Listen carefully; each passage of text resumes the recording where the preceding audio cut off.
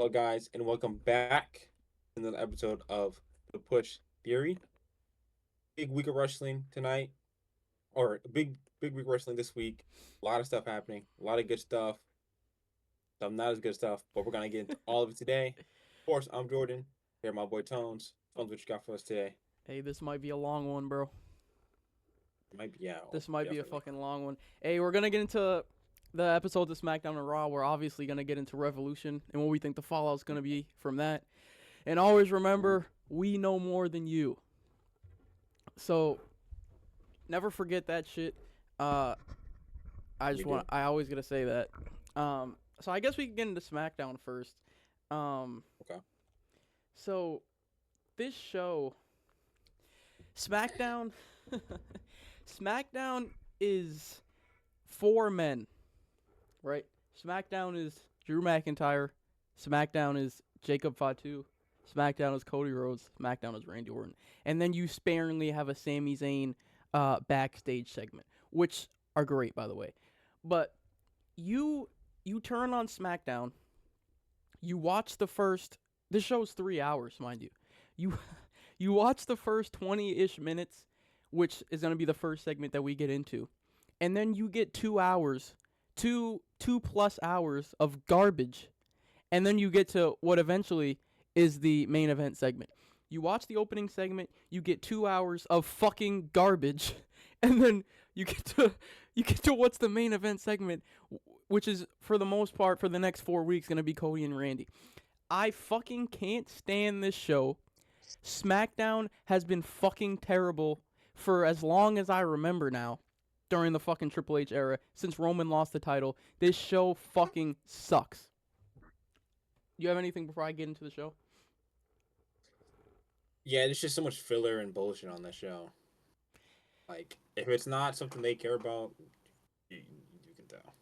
Yeah, and that's the problem. Why is there 2 hours of bullshit and shit you don't care about on your show when we're less than a month out from fucking WrestleMania, your biggest show of the year? That doesn't even make any fucking Yeah. sense. So, so obviously, the show starts with Drew McIntyre. He takes over the show. He comes out and demands Nick Aldis to come to the ring. He claims that the WWE title was stolen from him.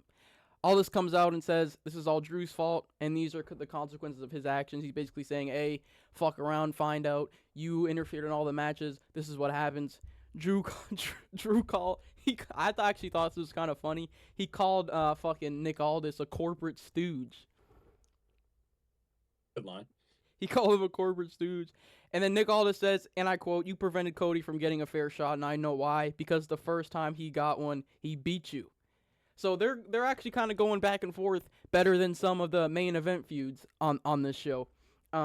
Jacob Fatu then comes out and says Drew would have never been champ if it wasn't for him in the first place, and said that he fixed the situation so that Drew McIntyre is no longer the champ. He says this isn't about Nick Aldis or Cody Rhodes or anybody else. He tells Drew to point the finger at him and says, "I'm the one that screwed Joe ass. What the hell are you going to do about it?" And then Drew said he's done and he quits. Later on, Jacob Fatu would wrestle Trick Williams. Drew McIntyre would cost him the match. Now we have Drew McIntyre versus Jacob Fatu booked for next week on SmackDown. Hmm. What are your thoughts on this stuff? Interesting. I mean, I thought it was a good segment. I mean, I wonder how many people got worked by that when Drew said I quit. I mean, that's like the fourth time he's quit I on hope TV. nobody. Yeah. That's besides the point. Yeah, that was entertaining. That was good. One of the first times Drew didn't look like a total. I don't want to swear too much. Like a total dork on the show, which is good. Um, and he didn't look amazing, but he looked better, which is good. And yeah, Jacob I thought looked good. Yeah, Even out of that. obviously this is the direction for Mania. I don't know what the thought process is for booking the match on SmackDown. Even if you don't book a finish, it's just like, why are you having these guys get in between the bells if you know that's the match for WrestleMania? It just kind of seems Yeah, cheap and lazy. They should just continue to do what they're doing with these guys. They've done it for the past fucking 6 months anyway. What's another 4 weeks of build before you get these guys in the ring? I reckon next Friday they're gonna have a fuck finish, and we're gonna get a stipulation match at Mania.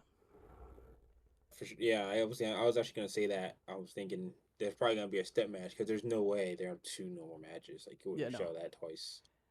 No, Definitely and gonna be some host barred or something. I don't know. yeah, I don't know. It's probably gonna be a fucking Vegas street fight.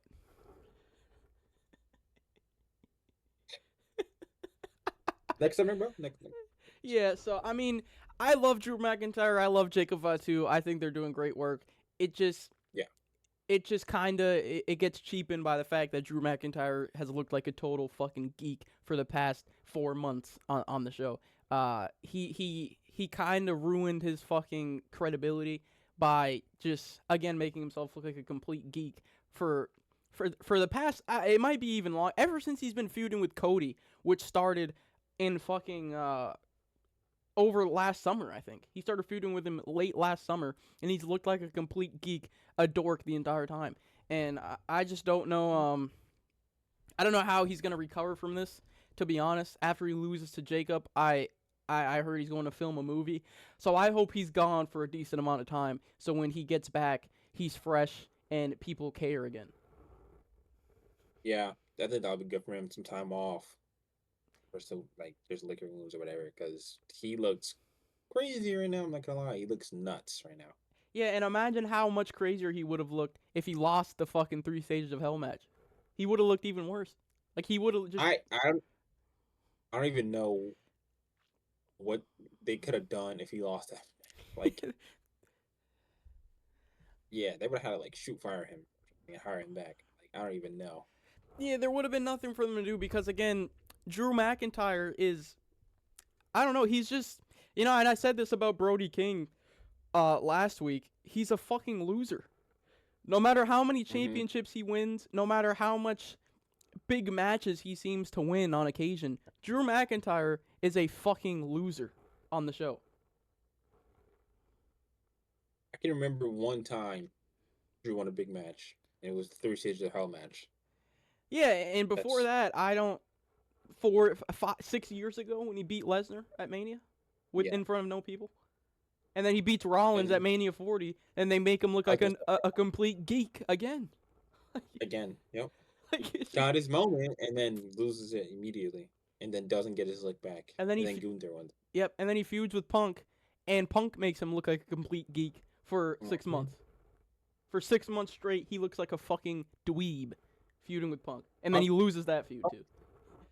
Punk was calling him all kind of bitches, and this, that, you can't hang with me. He was like, oh, bracelet. Bro, what you doing?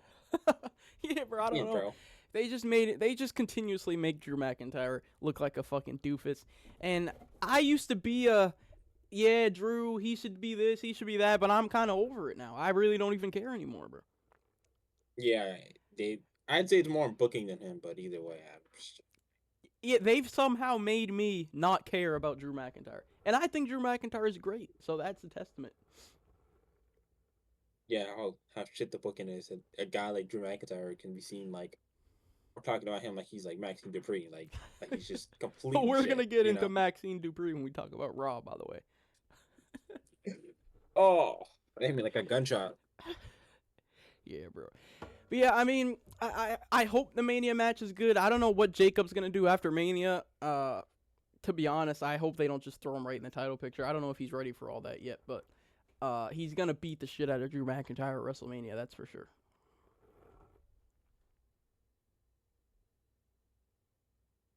All right. The next thing on SmackDown was, and I don't even really want to talk about this, the MFTs and the Wyatts. Now, on my notes, come back, man. Now, on my notes, I have, and I quote, "I'm tired, let it end, I don't care." Want to see my notes? Hold on. Hopefully it works this time.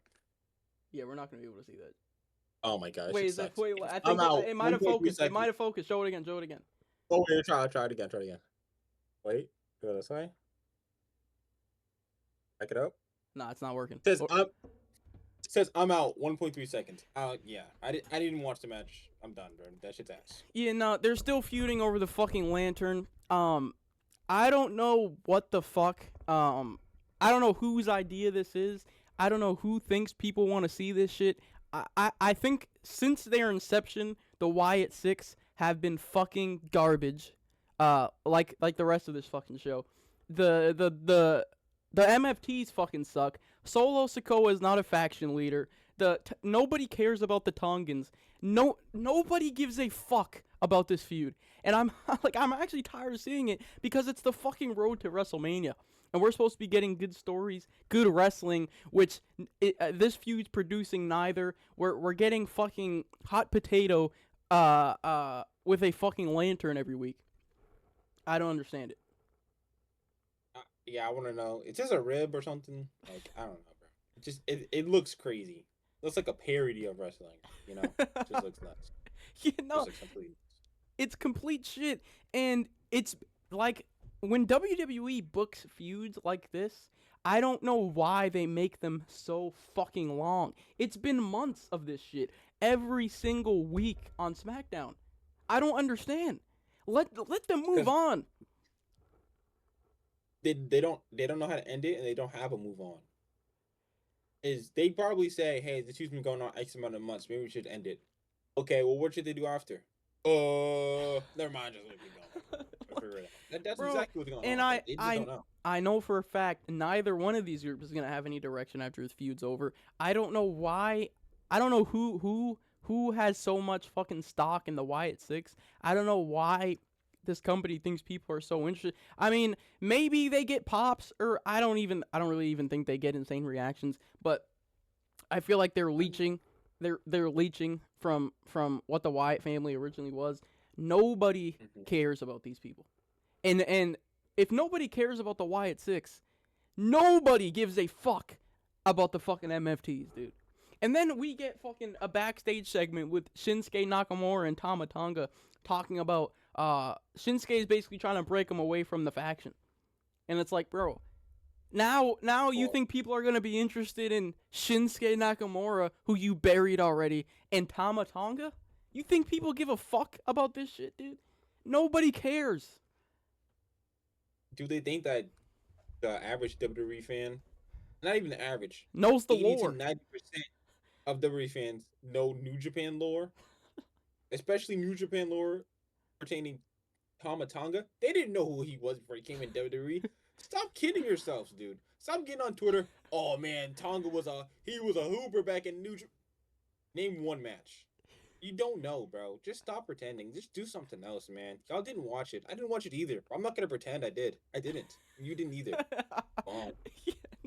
Nobody was checking for Tama Tonga when he was in New Japan. Nobody's checking for Tama Tonga now. Nobody's clamoring for a fucking Tama Tonga singles run on SmackDown.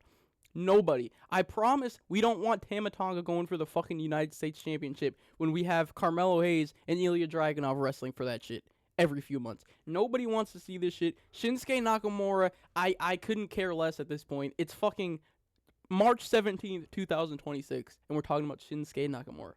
It's over, bro. I'm sorry. I'm sorry, bro. It's bro, he had his run, bro. He had his run. It's over. It's okay. Tanahashi just hung him up, bro. Join him. It's okay, bro. Yeah, no, I mean, this shit must end, and I fear they're gonna get a fucking spot on the Mania card, bro. We're gonna get MFT in some form of the MFTs and the Wyatts on WrestleMania. Remember that? Remember Mania 40, and they had that like shitty little tables match with Bobby and the Profits versus Cross and them boys. They're gonna do something like that, except it'll be like somehow worse. Who's from Las Vegas that would even come out? Because they had Bubba Dudley because they're in Philly. I don't fucking know, bro. That's exactly. But it doesn't really even make sense to have somebody like that come out and help with the Wyatts, because these guys are fucking supposed to be vigilantes. Nah, I got it. Mr. Beast is gonna be special guest ref. I'm weak. Just book it, bro. We with it, bro. Speed will come out too. I'm not interested in this. I haven't been for the past 3 months that they've been fucking that they've been booking it. It has to end, and if it's not over after Mania, I don't know what they're gonna do, bro. And you know, like, this just proves my point from last week where people swore this show was going to start getting better after Road Dogg quit. No, it isn't. Like, I'm sorry. It's not going to get better. The show sucks. The only way SmackDown's going to get better is when they go back to 2 hours, bro. That's the only chance that they're going to have. Because as long as this show is fucking 2 hours, they're not going to just randomly start giving a fuck about the tag team division. They're not going to randomly start giving a fuck about the women's tag team titles. They're not going to randomly make Jade Cargill good. So none of this shit's going to change. SmackDown fucking sucks. All right. Now we can get into Jade Cargill. Jade Cargill wrestles Mia Yim on SmackDown. Yeah. Nah. I mean, so it was the match was shit. I mean, it was like a 3-minute match. Nothing happened. Nothing happened. But the real good stuff, the real story is what we get. Is what we get in the post-match promo. Jade Cargill says that is what happens when these wrestlers believe in their own hype. All these women backstage know what it is when they see me in these hallways. They are real quiet. Everyone tells me I should be scared of Rhea. Scared of what? I'm me. I don't see a challenger. I don't see a threat. Rhea, I'm going to beat your ass and show you why I'm always on top. So last week, Rhea stole Jade's catchphrase. This week, Jade steals Rhea's catchphrase. This is fucking captivating stuff, don't you think? So Rhea then comes out. Jade gets out of the ring, even though she just said she wasn't scared of Rhea and that she didn't see her as a threat. As soon as Rhea gets in the ring, Jade Cargill fucking tucks her tail and runs out of the ring. It just doesn't make any fucking sense. Rhea calls out Jade for running, and then says after WrestleMania, she's gonna make Jade her bitch. So, and then Jade points and smiles at Rhea Ripley after Rhea says she's gonna make Jade her bitch. What did you think about that? Bro, they had the perfect opportunity to have Rhea go out there and put hands and feet on her, and they just brawl out and just like someone bleeds or something, like just to get some heat on it. And they're like, let's just not do that. Let's just put no heat on it. Let's just make it not matter. You know, I thought Jay's promo was like inoffensive, if anything. Like it was all right. I thought Rhea's promo was like abhorrent. Like that was. She just said a bunch of stuff. Yeah. What did she say before she called her a bitch? She said, you're not a pillar of the week. No, she said, like you're not a symbol of female empowerment. I'm going to make you That's my bitch. What it was. Yeah. Like, it's just there was no correlation. You just said two things. Yeah, there was no correlation in anything that she said in the promo. I don't know why they continue to give these two microphones. Obviously, it's not working. Neither one of them can cut a promo.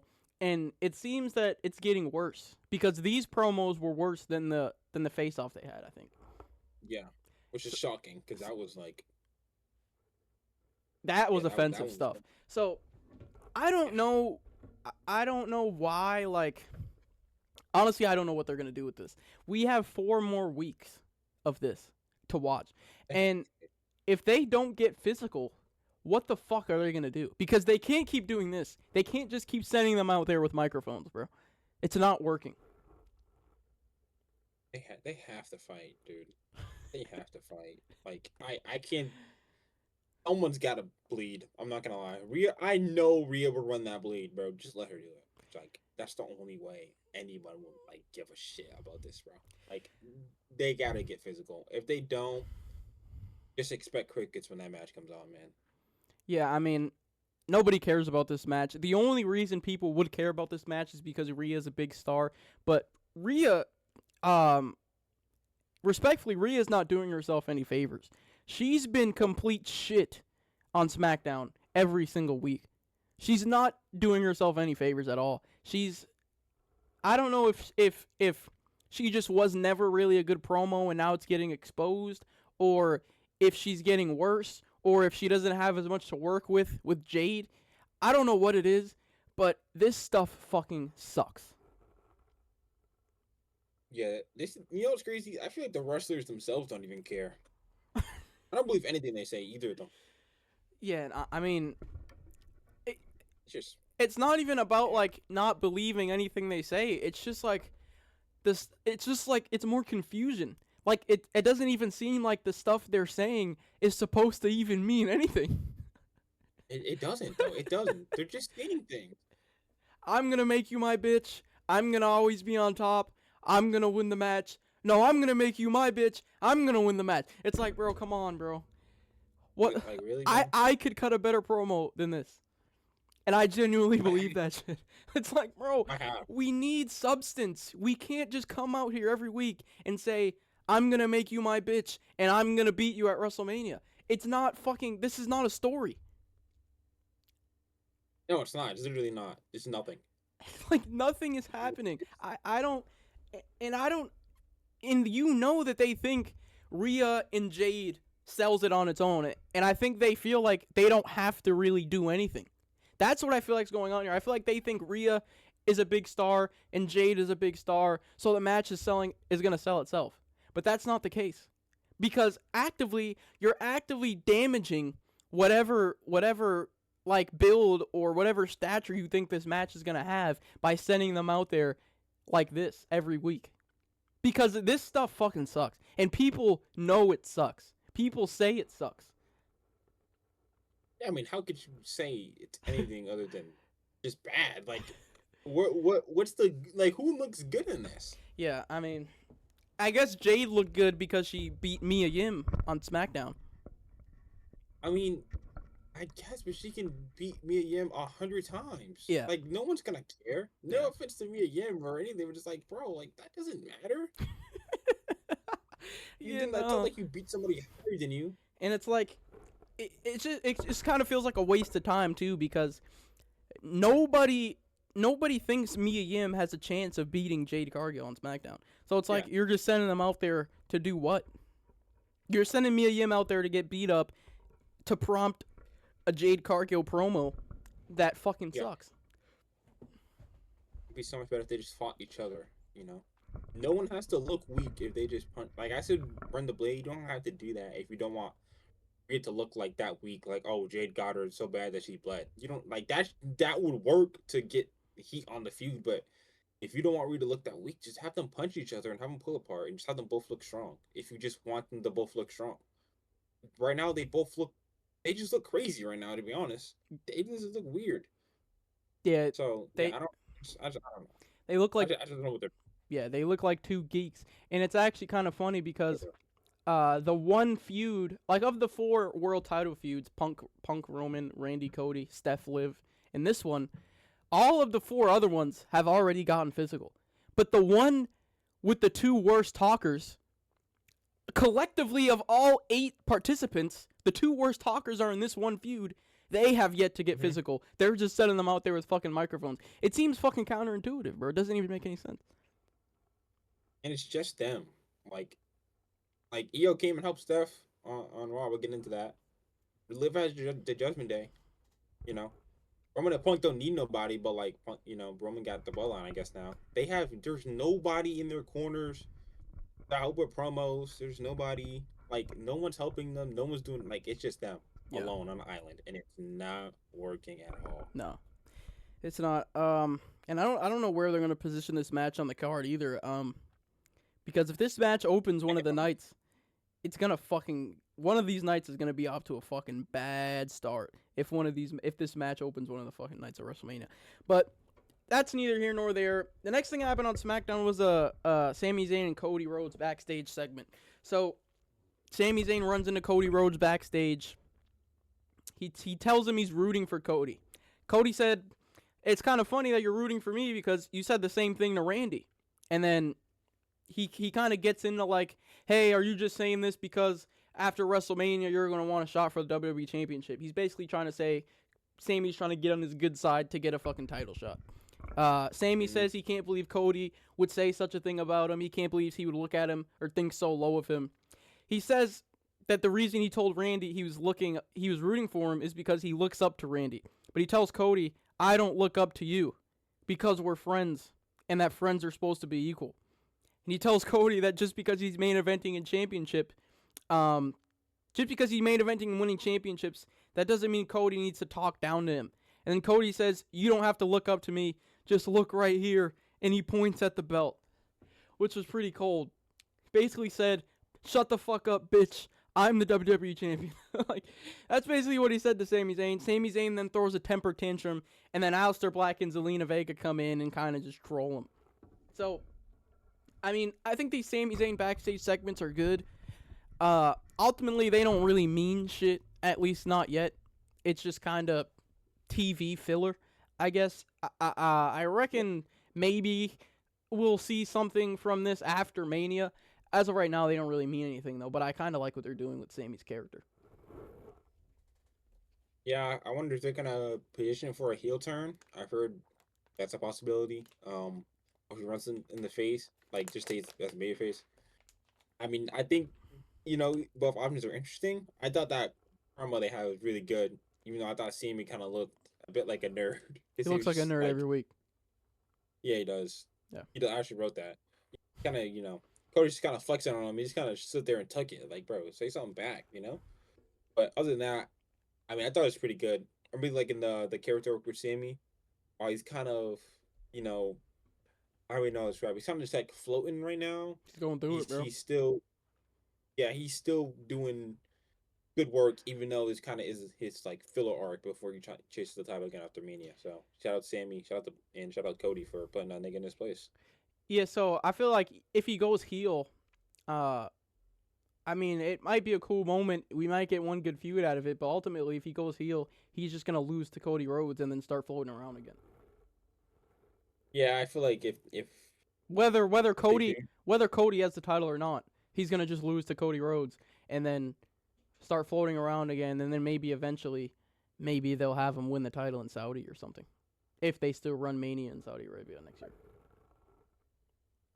Yeah, I mean if they turn him, I feel like he loses it, and it's like, then what? Like then what? Literally, bro. What do you do after that? Yeah, but do you really believe that they're gonna have Sami Zayn beat Cody Rhodes, especially if Cody loses at Mania? Hell no. And do you think they're gonna have Sami Zayn beat Cody Rhodes if Cody Rhodes wins at Mania? That's more likely. You think it's more likely for him to put the belt on Sami? Yeah, like SummerSlam or something. Like a King of the Ring. That's the only thing I can see them doing in terms of putting the belt on him. If Sami Zayn wins the title at SummerSlam, I'll cut my locks off. I'm not saying it's gonna happen. That's not a prediction. Yeah, no, I think I'm saying like logically, if Cody loses at Mania, he's definitely not gonna lose the same. But if he wins, he might. Yeah, 2% chance. Yeah, I mean, yeah, I don't know. I don't really think they have any long-term plans for this. If I'm gonna be honest, I think they're just. Oh, well, that's 100% true. Yeah. So I mean, we know that. It's not bad TV, at least yet. I think his segment a few weeks ago that he had with Trick was good too. Where Trick kind of like Trick just be torching Sami Zayn. I'm not gonna lie. I kind of think that's the match they're gonna book. Yeah, I can see it. So I mean, I don't know who wins that match either because I don't think you beat Trick yet. They'll probably fuck it up and have Sammy win. I don't think so, especially if Sammy's heel. Sammy's heel. Fresh heel turn and then you immediately lose to someone like half your age. Hey man, Trick has yet to lose, bro. At least a singles match. They just had him fucking pin Jacob Fatu, bro. Yeah, but I'm like, that would look crazy on Sammy if he turns heel and then immediately jobs out at Mania. Someone like half his experience, literally not even like a quarter of his experience. Hey, bro, I think looking crazy. I think they're high as fuck on Trick Williams, bro. I'm not gonna lie, bro. They should be. So I wouldn't be surprised if he has a Mania match. I think it's stamped that he's gonna win that shit, unless he's in like a multi-man for like the U.S. title or some shit. But if he has a singles match at Mania, I don't think there's a chance in hell he loses. Even if he wrestles Mello for the U.S. title, I think he'd win the match. That's fair, honestly. I mean, that's what they should. That's what I think they should do is have him win at Mania. Yeah, I mean, I think they're still building towards the Mello and Ilya match at Mania because they had another segment as well, which we'll get into, and I think that's the correct direction. I think I'd book Sammy versus Trick and Mello versus Ilya. That's what I would do. I would do that, but if they're gonna do that, I wouldn't turn Sammy heel. At least not till like after. If he turns heel and then loses a meet like that, it's over, bro. Like that shit's cooked. That's terrible. Yeah, I feel it. The next thing was the women's tag team title match. I'll just read my notes verbatim. Bellas cut a promo and were on commentary for the match. The Bellas cost Alexa and Charlotte by attacking Nia Jax. I don't give a fuck. All right, next one. Yeah, I mean, again, I'm a big proponent of this company should burn the women's tag team championships. I don't give a fuck that the Bella Twins are back. I don't care about Charlotte and Alexa Bliss. I don't care about Lash Legend and Nia Jax. I don't care about any of this shit. The women's tag team. I care about Lash Legend. She's awesome. That's it. Lash Legend is fuck. She's incredible. Everything else is true. Incredible might be a little egregious. I think Lash Legends. She will be incredible. Yeah, she will be incredible. That's fair to say. Yeah. That's fair to say. All right, Lash Legends heading in the right direction. But this isn't the best start for her main roster fucking run. Yeah, I think these titles are just they're just like just I don't know, bro. I really don't know what to say. It's like you make these titles and then you just, hey, you're not doing nothing. Hey, you're not doing nothing. You guys are going to become a tag team and go for the women's tag team titles. Even though you guys have never interacted on screen before, you have nothing to do with each other. We're going to make you a tag team and you're going to go out there and put on awful fucking wrestling matches for these tag titles. Because none of these matches are good ever. Can you name one good women's tag team title match that you've ever seen on WWE television? I'm sure Bailey and Mercedes have one. I'm so confident they have one. If I go back and look, they probably have a going with like the Kabuki Warriors or something back in like quarantine days. Yeah, I mean, I was more inclined to say post Mercedes walking out. Maybe EO and Dakota have one. I guess Asuka, and then what was she? It was Asuka and Alexa, I think it was. I have They no gotta fucking have at clue. least one. I have no idea. Yeah, bro. I'm not gonna lie, hard at the top, bro. Yeah, no, but these. Yeah, there's nothing memorable in this lineage, and these titles have been around for 7 years now. Jesus Christ. Yeah, pre-COVID, these titles were made. So. Yeah, 2019. Yeah, so nobody gives a fuck about the women's tag team titles. It's just, again, more filler on SmackDown. We're gonna get an 8-team extravaganza at fucking WrestleMania with SmackDown people, Raw people. I reckon Bailey and Lyra go after the titles. Whoever the fuck else, maybe Raquel and Roxanne, if Roxanne's back. Nobody cares. Priest and R-Truth, our tag team now. They wrestled Los Garza. I don't care. It's the SmackDown tag team division. They don't care about it. Why should I care about it? That's kind of my philosophy. Yeah, I mean, that Damian Priest, like, world champ, he was, like, definitely, like, upper mid-card, like, even with Gunther, like, he didn't look out of place. Yeah. You knew he was going to lose, but he didn't look crazy in there. And then seeing this, it's like, bro. Yeah, like, I mean, don't know, man. It's terrible. It's not for me, personally. It's not for me. If you think the Braun Cena stuff's good shit, then, fun, bro. But it's just not for me. It's not. Yeah, no, I mean, this shit sucks. I don't want to talk about this for too long, but SmackDown, or WWE largely doesn't give a fuck about tag team wrestling. The SmackDown tag team division should be better than it is, but they just don't give a fuck, so I don't really care to talk about it. Then we get Jelly Roll on Miz TV. Read my notes for this one? What did you say? You? Mind if I read the notes for this one? I don't think you guys want to hear my notes for this shit, so go ahead. Let me go ahead. Get Jelly Roll the fuck off my screen. I'm not writing notes for this. Just get him off my screen, bro. No one likes this nigga. Ugly. He's stupid. He makes shitty music. He can't wrestle. I don't want him on my screen. Fuck him. Really, I turned it off, bro. I actually turned it off and I wrote that. I don't know what to say, bro. What to say. And then they're saying they're gonna put Powerhouse Hobbs with the tag team in them because they both had like struggling upbringings. Powerhouse Hobbs' brother died. The role was fat.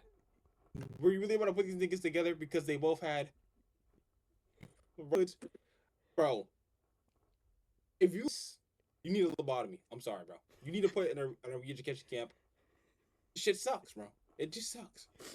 And I'm sorry for ranting, but this shit sucks, bro. Get him off my screen. The worst celebrity wrestler I've ever seen in my fucking life. He fucking sucks. Got anything? I mean, that's pretty much what I had. The dude is garbage. He has the most punchable face of all time. I fucking hate this guy. I don't know why he's in the wrestling ring. Yeah, I mean, oh fuck, I'm weak.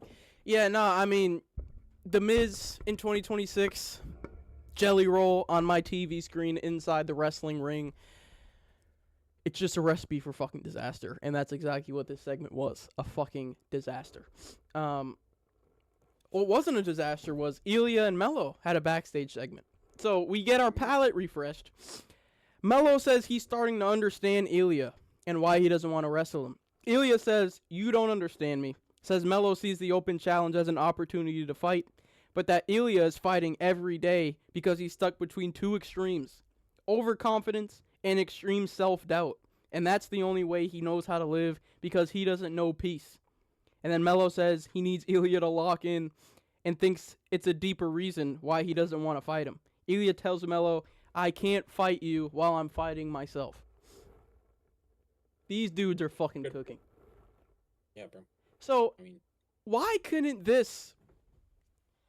I don't understand why you're telling such a good story with these guys where Mello wants to wrestle Ilya. Ilya feels like he can't wrestle Mello yet because he's fighting his own internal mental battles. Why can't we get these guys on the fucking microphone inside the wrestling ring instead of Jelly Roll Miz TV? Well, if Jelly Roll isn't in the middle of the ring, how are we gonna get the viral social TikTok, Labubu, Reddit, 6-7, Jester Max? How are we gonna get those guys to tune in to SmackDown every week if Jelly Roll wasn't on the screen, bro? Yeah, I mean, they could have given Mello and Ilya 10 minutes to have this dialogue inside the ring, and it would have been one of the best segments on SmackDown all fucking year. Because this is great dialogue. Hey, why the fuck aren't you wrestling me? I'm going through this shit. I can't wrestle you while I'm fighting myself. You need to lock in because I want to fight. Get in the fucking ring and give these guys the goddamn microphone, bro. I don't understand this. It's funny because they show they can book good title feuds that aren't super deep and personal, but are still there's still a connection there. It's still deep, but it's not super oh, you killed my dog or something like that. No, it's just there's just some personal shit going on, and they still want to fight each other, and they're still wrestlers. They show they can do that, but then with other feuds, they just don't do it. I don't understand it, bro. You have the blueprint, just do it. Other places it's just in a different font. Yeah, and then they're gonna jack when Mello might not end up on the Mania card and end up on the SmackDown before. It's because nobody cares. He's not a big enough star. Well, maybe if you gave him a microphone and sent him to the fucking ring instead of having his promos backstage, maybe more people would care. Every time Mello is on screen, he gets bigger pops, bigger reactions. Yeah. Every single time the crowd cares a little bit more, you can feel it. Same with Dragunov too. The more they see these guys, the more they're getting connection with them, the more they're understanding the characters and liking the characters. Which is the complete opposite, you could say, from some other feuds. MFTs. Fucking bitch ass things. Hold on. Because I'm pretty sure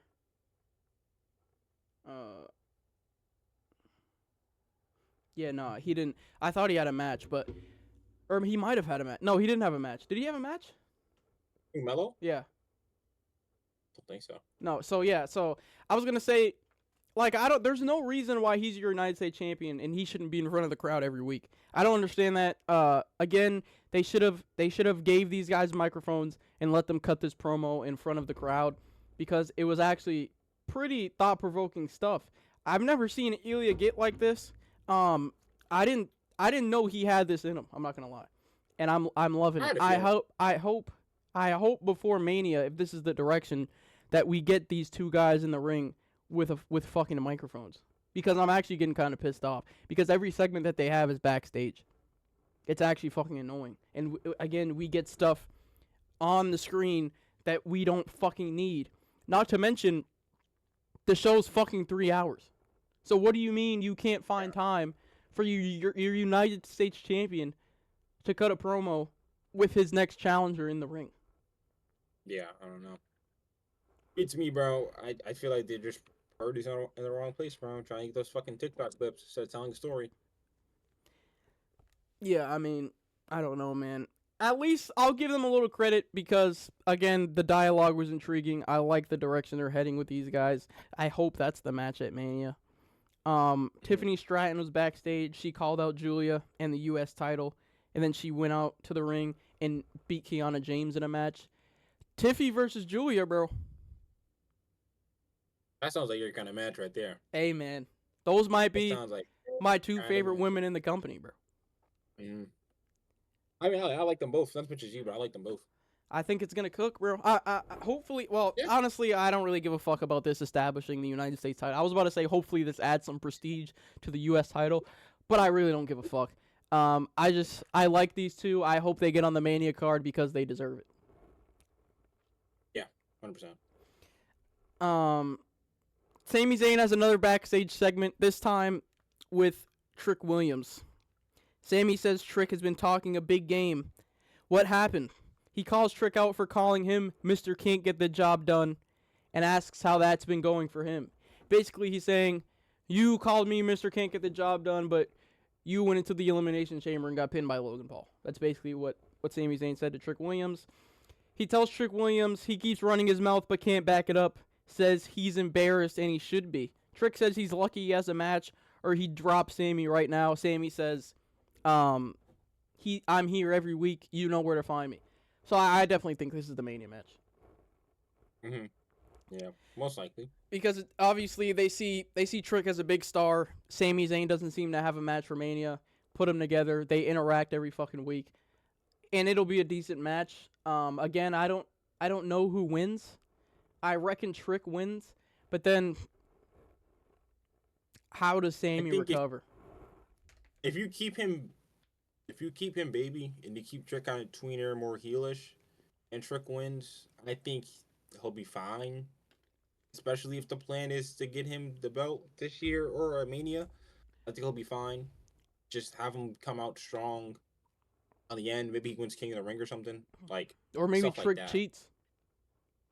You can do that too. Yeah, for sure. Just something like that to keep him strong. I think he'll be fine. I think if they do end up turning him heel and he loses, I don't even know. Like, what do you even do after that, bro? He just looks so crazy. I'm gonna cheat and win, and then you lose. Got on my screen, bro. Yeah, I don't know. I'm not, like, I will say I love Trick Williams, but I'm not as high on him as some of the other fans, I guess you could say. People were fucking calling for him to win the fucking Elimination Chamber and stuff like that. I mean, I didn't do that.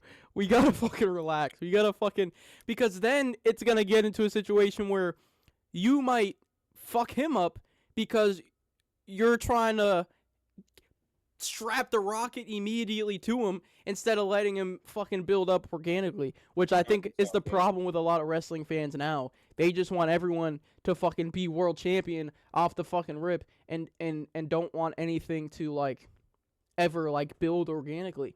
But then on the other side of the coin, you have WWE, the people who are booking the shit, who don't know how to fucking reach any sort of climax and think everything needs to be taken one fucking baby step at a time. So it's like the fans want everything super quick. WWE does everything too fucking slow. Just meet in the middle. I think we were saying that first part, putting the strap on, like putting the rock on somebody's back before they're ready for it. Jade Cargill, Yeah. literally perfect example of Mhm. that. Like, and like, I can name you probably a million examples of people who they took too long to push. Oh, TV shut off. they took too long to push, or they didn't like push him at all. So that's just something like they got to work on, is building it organically and naturally and having it hit that peak at the right time. There's a way to do it. You can take a little longer. You can be faster depending on the guy and circumstances. It shouldn't take you fucking 15 years to win a world title like some of these veterans are saying, and it shouldn't take you 2 weeks like some of the fans have been saying, bro. 6 months, 8 months, a year. There you go, bro. Yeah, like Depends on the guy. if you have Obafemi win King of the Ring and win the world title, I think that's a perfect amount of time, especially for a guy like that. Now, if you have Trick win a world title in, let's say, I don't know, early 2028, maybe, that's a good time for him. Have him go through next year, keep building himself up, really establish himself, maybe win a mid-card title. But, like, Trick Williams doesn't need to fucking get called up from NXT and win the Elimination Chamber. Like, I feel like people, I just don't understand some people. I don't know how we're watching the same fucking medium. Like, I don't understand what you think that accomplishes. Because the second Trick Williams gets called up immediately from NXT, wins the world title. The second he loses the world title, he has nothing to fall back on because he never established himself. He just came up and won the fucking world title. So, I mean, I feel like people just don't fucking think. Speaking of Trick Williams, he beat Jacob Fatu thanks to Drew McIntyre. What did you think of them deciding to have Trick pin Jacob?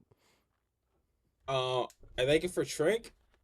I mean, it wasn't clean, so it's not terrible for Jacob, but I don't know about pinning him if you're going to make him look strong. But, like, I think they did a decent job at protecting it, even in defeat. I thought the match was pretty good. So, like, good work, whatever. But, yeah, I mean, it's pretty clear that, Drew and Jacob's the Mania direction.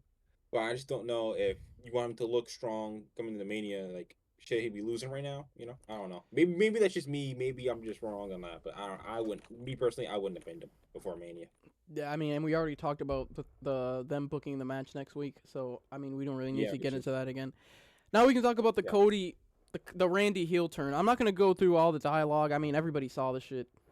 Randy beat the shit out of Cody Rhodes. Did I see Jelly Roll? Yeah. You did see Jelly Roll during the fucking segment. I'm gonna let's have your thoughts first. Okay. I was shocked, not at the heel turn specifically, but at the manner of it. Like, I thought maybe low blow, RKO, through the announce table, and then we move. But he got beat bloody and battered. And just when you thought, like, oh, it's done. Nah. I'm hitting him again. I'm doing a chair on the steps. I've never seen that, by the way. Never seen that. That was genius. Everything was perfect. All missing was a punt kick, but I feel like that's coming, so I'm not mad at it. I got two, like, things that are, like, wrong with it. One, pretty easy. Jelly roll. Move. Get out the way. Two. Get the fuck off my screen, man. What show were Wade Barrett and Joe Tessera watching? Because they couldn't have been watching SmackDown. They had to have been watching, I don't know, like a 2010s Divas match or something. This dude Wade, he hit him on the table, right? It was like, what the hell? Like, bro, what are you doing, bro? What are you doing is beating bloody. Like, oh man, this shit crazy, bro. Y'all see this? Bro, what are y'all doing? Y'all is burying the lead crazy, bro. Like, show some emotion. Or don't say anything. Just let it breathe. Let the crowd do it. That's fine too. But then just go, oh man, this shit crazy, man. This is nuts. Why is he doing this? Yeah. Bro, that shit was the moment he turned to the end, bro, they literally just terrible. Other than that though, other than those two things, flawless. Yep. So I'm gonna do a fucking sidetrack real quick because you just talked about the commentary. We're going to get into Raw after and the Obafemi stuff, but literally commentary makes such a difference because when Obafemi hit the fall from grace on Brock Lesnar, dude, Michael Cole, he's got Brock! He's got Brock! Holy shit! It's like, bro, it makes such a difference. It made the moment feel so much bigger. Whereas when you have these guys, fucking Tweedle and Tundle, fucking commentating on SmackDown, we get them hugged. Cody just told this guy he loves him, and then he fucking kicks him in the balls, and you guys are on some, oh my god, What the hell? It's like, bro, lock in, dude. I hope they got fucking flamed backstage for that performance because it was fucking terrible. But again, I don't want to act like I'm fucking just complaining to complain. It was a great segment. I love Randy Orton. I think he's one of the 5 best professional wrestlers of all time. And I'm excited to see what they do for the next 4 weeks, because next week we're gonna get microphones on these guys. But I do want to sidetrack into like halfway into Raw before we get into Raw. Did you see the Randy segment on Raw? The like video, like sent-in video thing. Yeah. I see. Yeah. Do you want me to go over what he said? Yeah. So just remind me. He's on the phone and he tells the person he's on the phone with, "You're right. It was time. I'll see you soon." He says he finally had a conversation with someone that had a brain and said they said something that made him understand who and what he is and understand why he did what he did to Cody. He says, "I'm a killer," and that wrestling has more than one royal family. So I presume he was talking to his father. Yeah, probably. People are in the comments on Instagram talking about he's linking up with Dwayne and it was The Rock on the phone. It's like, bro, come on. He's talking to his fucking dad. That would be so awesome. It's not true, but that'd be so awesome. Would it? I don't know how that... Bro, if The Rock came back, I'd pop for it. And would it make sense? No, they shouldn't do that, but I'd pop for it. Yeah. Name him a mark. Yeah, nah. I think the wrestling has more than one royal family line kind of gave it away. He's fucking talking to his dad. Yeah. Which is kind of cool. I mean, yeah, I mean, if it was like they're gonna tell the story of Randy's dad kind of reminded him who he was and all that stuff, I think that's pretty intriguing. That is pretty awesome. Yeah. I do hope though that they wait for the punt until Mania. Yeah, I wouldn't be mad at it. Yeah, that's fine. And I just hope, unlike Mania 40, if Mama Rhodes comes to one of these shows, it might be over for her, bro. She might get kicked in the fucking head. She should get punted, yeah. I'd say punt Dusty, but... Yeah. She might get kicked in the head, bro. So, Raw, SmackDown, it's like, SmackDown's like, I don't know how to say it. It's like imagine you have or egg salad, right? Imagine you have egg salad in between the best sweet roll you've ever seen. So you have opening segment, closing segment as the sweet roll, top and bottom of the show, amazing. And then you have the egg salad in the middle. Who the fuck eats egg salad? Right? It's not like egg. That's like potato salad with raisins in it in the middle.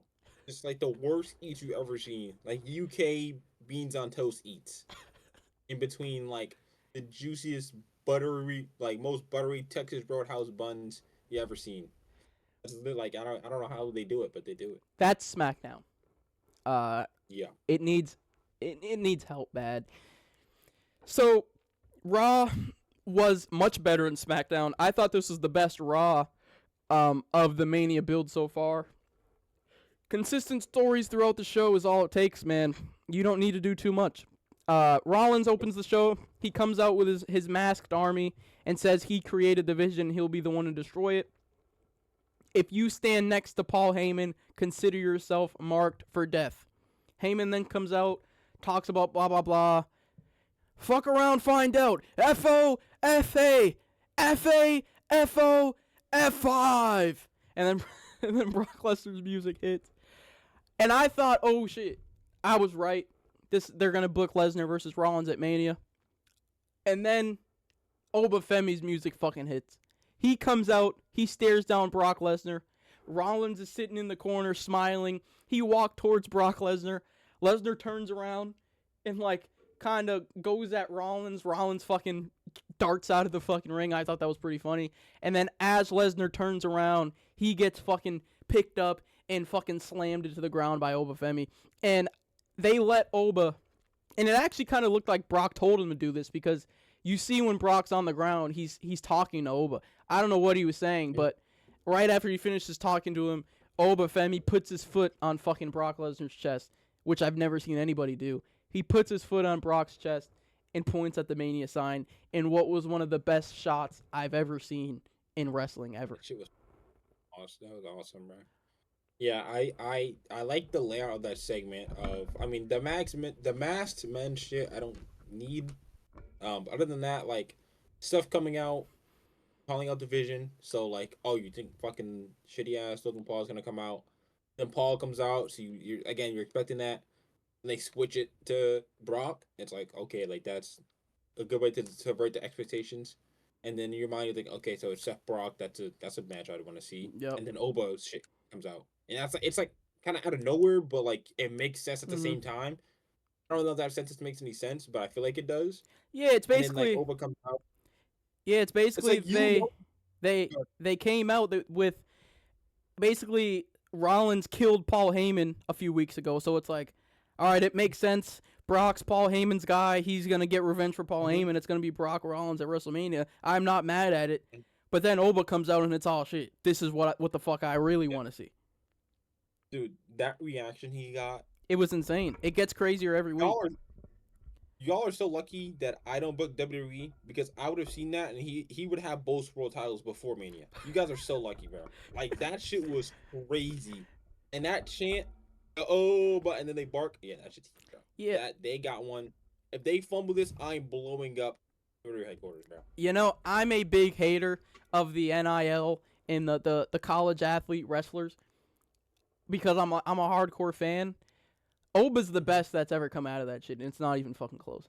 He's fucking legit. Did you better than Bianca already? Oh, I forgot Bianca was. She was like a college. It wasn't the same program exactly. Is that crazy? Give her some time. I give her some time. Give her some time. I think Bianca's great, bro. I think Bianca. You know I'm high on Bianca. Maybe it's just because she's gone, and I'm kind of not respecting it. Yeah. You haven't seen her. I'm sorry, Bianca. We do miss you dearly. You're great. Oba Femi's fucking legit, bro. Bro, give it some time, and that won't be a discussion. I think unless Bianca comes back and does crazy shit. Nah, I mean once I see Bianca wrestle on my fucking television screen, I'm gonna forget Oba Femi exists. Obviously, Bianca Belair is probably better than Oba Femi, but Oba Femi is very good at what he does in such a short amount of time. And I haven't really seen this quick development, because Bianca's great, but she wasn't this good this fast. No. And nobody else really. I'm trying to think of the other end. Braun wasn't this good this fast, and he wasn't even. He doesn't really even count because he's a second generation guy. So, Tiffany was good fast. I don't know if she was this good this fast. Sol Ruka's good. Again, wasn't this good this fast. Trick wasn't this good this fast. I don't think there's anybody. Nah, in terms of being that good as quick as he got it, nah. No, I think there's potential in that, but like you kind of gotta have a crazy passion for the business. Either if you pick it up from training or you had it prior, you gotta kind of love it. I feel like Oba Femi's like, dude, I should have been doing this shit 10 years ago. And yeah, he's a natural, and literally, bro. He's a natural, like, and I think yes, bro. Yeah, he has it all, and I think the thing is he can fucking talk. So I think if you get that down quick, everything else will fall into place because again, he's a fucking specimen. So I don't reckon after he learned the basics, it was too hard for him to learn. Yeah, go out there and pick that guy up and throw him onto the fucking mat. I think it would have been harder for him to learn how to fucking pick up a microphone and get his fucking feelings across and all that other stuff, and he's fucking good at it. Yeah, that character stuff.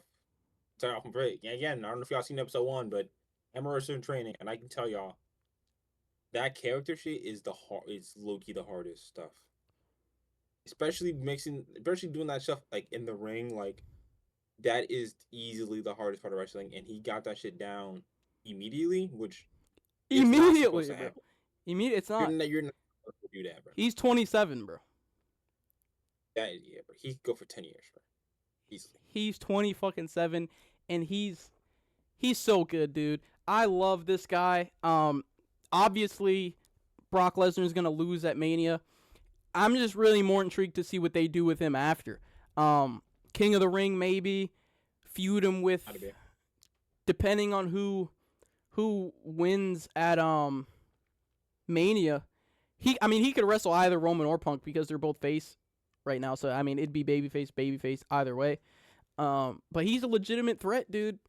He's a legitimate fucking threat. I don't really think there's any like heels on Raw that you can really put him with, because like the only really credible heels on Raw are gonna be Lesnar and fucking Gunther, and you can't really book Oba versus Gunther because neither one of them can really afford to lose, especially in like a non-title setting. I can't think of any other heel on Raw that would like that Gunther Oba should be finals of King of the Ring. Maybe. That's an idea. I think that would be fire. Yeah, it depends on the landscape. I'm trying to think. I don't think there's any other heels on Raw that really would move me. Vision, bro. All jokes aside, Oba versus Braun would be cool. That would be good. Yeah. When Braun's back, that would be cool. Yeah. I could see maybe a Oba versus Dominic Mysterio feud too. Because Dominic's a cheating ass dude, and I think Dom's great. I'm not gonna lie, but that would be a good feud. I like too. Dom. Oba versus Bronson Reed wouldn't be that bad. I'm talking about the Vision. Well, Bronson Reed has a fucking torn bicep, so he's not gonna be back anytime soon. When he comes back. Yeah, I mean, he get injured. By the time he gets back, it might be cooked.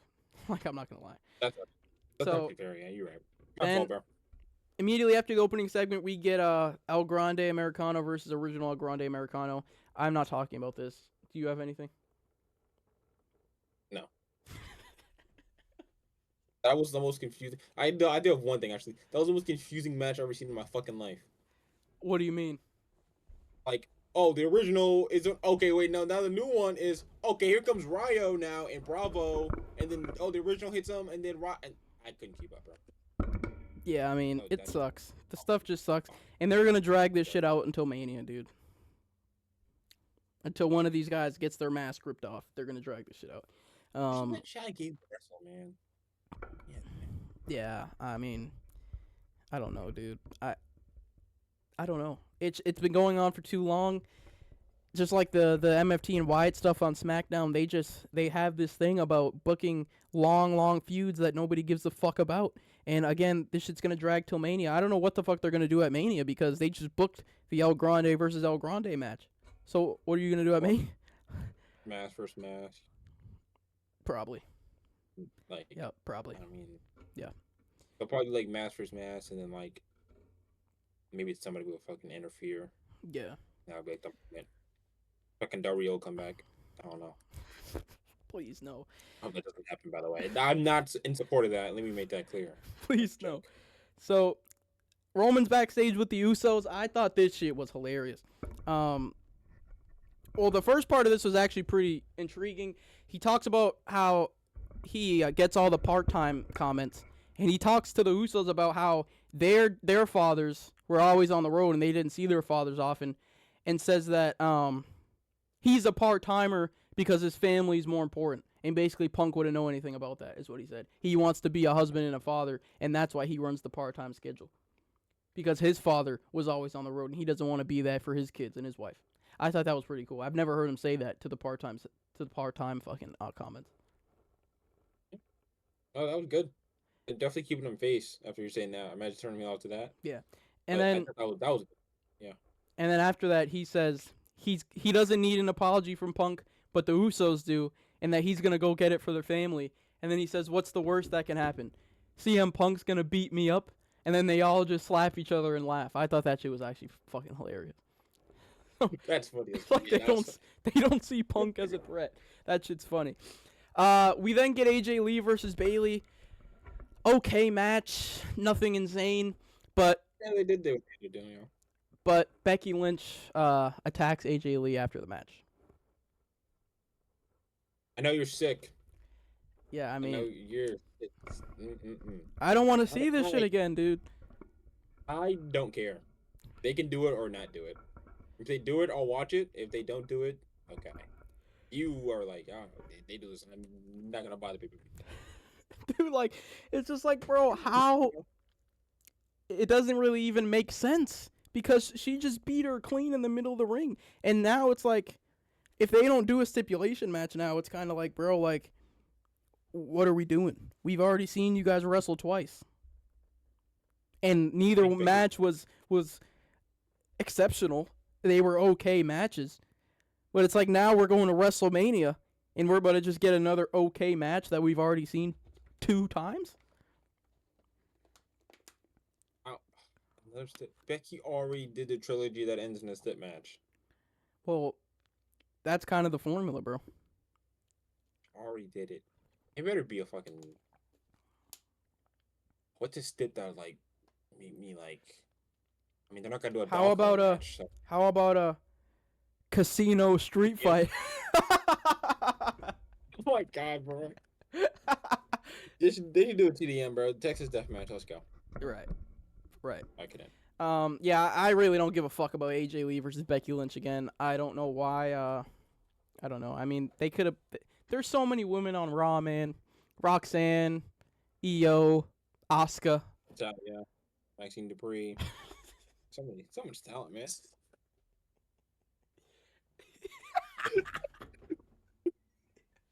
Yeah, no, I mean... there's... Yeah, bro. What? So, I mean, I just don't want to see it again. I'm tired. I feel like a lot of the shit we're going to get at Mania is shit that we've seen time and time again. MFT's Wyatt's, El Grande, AJ Becky. It's like, come on.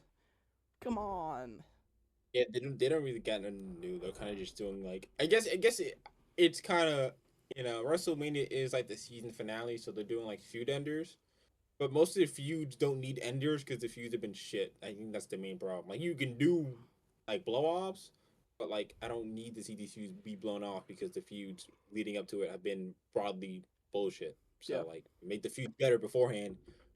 You won't get these complaints. Yep. So, Penta comes out, open challenge. Dragon Lee comes out, and they fucking tear the house down, bro. Great fucking match. Penta wins with a destroyer. Out of fucking nowhere, Dragon Lee comes off the ropes. He gets hit with a fucking destroyer. Gets his fucking head spiked into the mat. Penta's great. Penta's fucking great. Yeah, I've always liked Penta. You can vouch for that too. I've always loved Penta. Yeah, and Dragon Lee looks good too. I mean, hopefully he's a mainstay on the show. He had a great match with Gunther 2 weeks ago? Yeah, 2 weeks ago. 3 weeks ago. I don't know. He had a good match with Gunther on TV. Last time he was on TV. He has another good match with Penta. I don't know what they're going to do with the IC title at Mania. It doesn't really seem like there's a direction. He was feuding with Dom, but now it's looking like Dom versus Balor is the Mania match. So I don't know if they're going to do a multi-man thing. I don't know if he's going to find an opponent. I reckon it's just going to be a multi-man thing, which, I mean, I just think it's kind of cheap and lazy. They would do all Mexican. They'll do Ray versus Penta versus Ray's Ray injured. Phoenix. He has broken ribs. Oh, he did get injured. And we're going to get into that in a second, too. Get Vikingo from AAA. There we go. Boom. That does make sense. Right. So with Ray, people were saying that was the direction for Gunther at Mania. And now Ray's injured and Gunther hasn't been on Raw for the past 2 weeks. So I'm getting worried. Maybe he beats Penta? No. I don't want it, but that was just first thing thinking in my mind. No. What else would he do? I have no fucking idea, but they have to figure it out, and they have to do it fucking quick. Because he's the best wrestler on Raw. And I don't know how you're this fucking confused 4 weeks out of Mania. Again, let them tell it. They have their Mania plans booked a year in advance. So I don't understand how... And it's not even a situation where Ray's down, so now he has nothing to do. The reports were, and they have been, that his plans have been uncertain the entire time. And again, I don't know how that can be with somebody like Gunther. And like, it's not even a thing where like he's out there, he's kind of just doing what... He's not even on the show. He hasn't been on the show for the past 2 weeks. How? Like...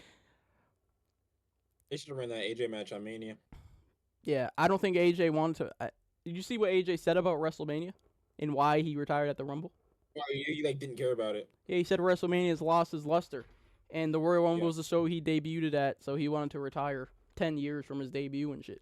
Makes sense. Fuck. It does make sense. Yeah. Play, bro. It does make sense. I genuinely don't know who he can wrestle at Mania. I have no idea. I literally have no idea. El Grande Americano? Yeah, that's not gonna happen. Gunther, man. I don't know, bro. I genuinely don't. I'd have to look at the fucking Raw roster, and I'm not gonna do that. Seth? I don't know how you made that make sense, but like, Well, no, because Seth has to wrestle somebody in the Vision if he's not gonna wrestle Brock Lesnar. Logan Paul? I hope Could you not, rather- dude. Braun Bro, Breaker, if you don't can have to hear make us, sense. please save us, Braun Bro. Breaker. Please Bro. save us. Braun's not healthy.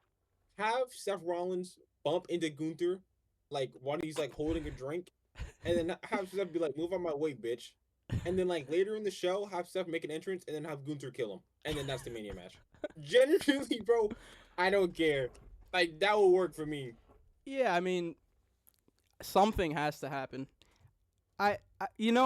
Seth and Gunther are my two guys on Raw, and it seems like they're just getting fucked on this Mania build.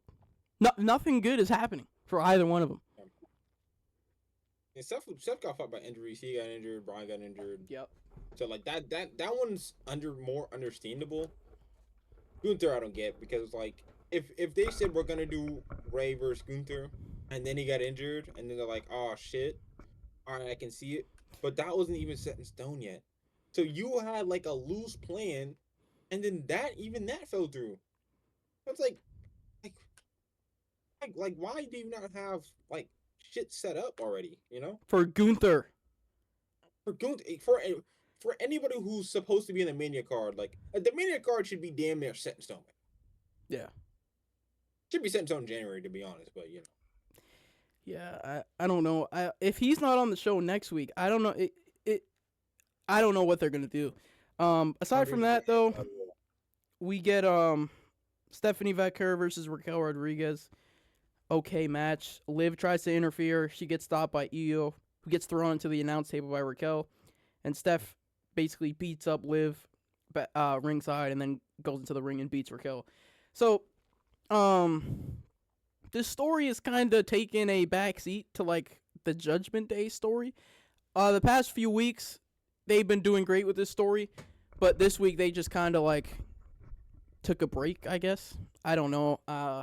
It's just really like what's the word, like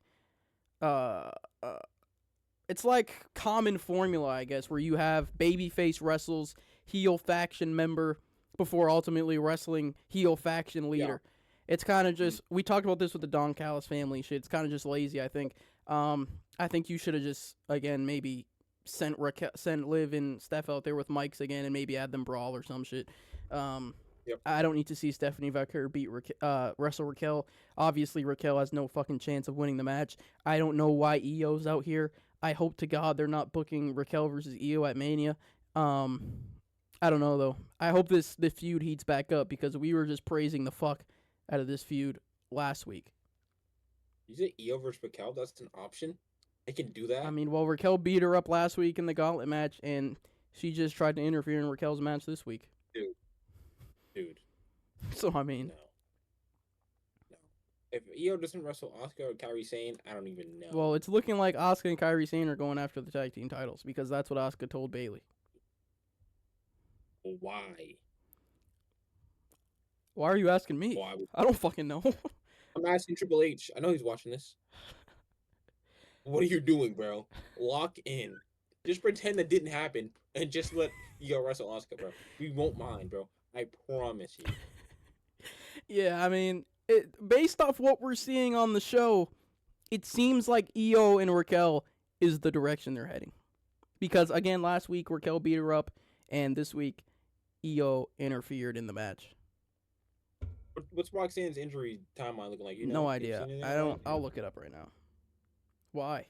If if they do Io versus Roxanne and like a bait and switch kind of thing, I'll allow it because that'd be a fire match. She had surgery I'll allow it.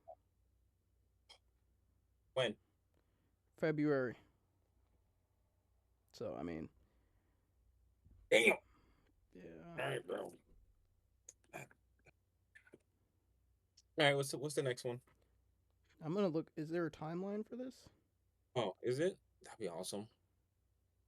Gabriel from India, she comes back, right? Yeah, I mean, yeah. There's no timeline. Um, Roman's in the ring. He says this is his show. He calls out Punk, who comes to the ring. Roman says, "Welcome to my ring. Welcome to my main event." Punk says Roman keeps using his government name as if it's an insult. He asks Roman if he sent the Samoans after him, saying the only thing the other Samoans are going to do is high-five him. He says he already knows he's already won because he's in Roman's head, which is very ironic considering what happens after. Roman says he's on everybody's mind all the time. Says Punk will just say anything, such as, "I got you this main event," when in reality, Punk's in the main event because of him. Says Punk hasn't main evented anything this year. He couldn't even main event live event tour in Europe, never mind the main event of WrestleMania. That shit was funny. Says Punk says Roman was chicken shit last week to show up and he was too chicken shit to show up and sent his cousins. Said he didn't want the Usos to get caught on the crosshair, but they handled business. Right message, wrong messenger. He then asked Roman, "Who's the real tribal chief?" Roman asks the crowd if this is what they cheer for. Said, "I've heard this garbage for the past 5 years," and quotes Punk and mocks him, says, "Who's the real tribal chief?" He kind of just geeks him out. Says Punk repeats the same stuff over and over. Says Punk talks about who's the real tribal chief and talks about Roman being a part-timer. Roman says maybe he should figure out what the real top dollar players do and go ahead and ask his wife. He tries to leave the ring. Punk stops him and says he decides when Roman leaves because this is his show. And then basically they get back in the ring and Punk just says, "I'm going to beat you at WrestleMania." Roman says Punk is delusional. Everyone knows he's great on the mic and mental games, but he can't phase Roman.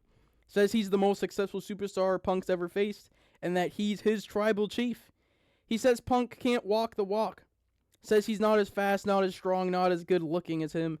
Says the title on his waist is an embarrassment and that he's a tryhard and that he's making everyone look terrible because at the end of the day, you're old. Punk punches Roman in the face because he called him old, and then Roman gets in the camera and says, "Who's in whose head now?" So, Punk looks like a fucking geek, man. He's looked like a geek each week. This week was the climax of Punk looking like a geek. And, obviously Roman won the first encounter. People said Roman lost the second encounter because Punk talked about his dead dad. But Roman's lines more so hit in the second encounter than Punk's. Punk didn't really say shit. Roman talked about how we brought you back to sell out a few shows in Chicago. We didn't bring you back to be champion. You're not ready for that. You can't be trusted. This is my job. Blah, blah, blah. I am more inclined to say Roman won round 2. People just think Punk won because he talked about Roman's dead father for a cheap pop. I don't really see it that way. Either way, whatever. Roman undoubtedly won this encounter. Punk punching Roman in the face because Roman called him old just makes him look like a fucking dweeb. Yeah. Yeah. If you're going to do that, I'm fine with that, but not off of like something deeper.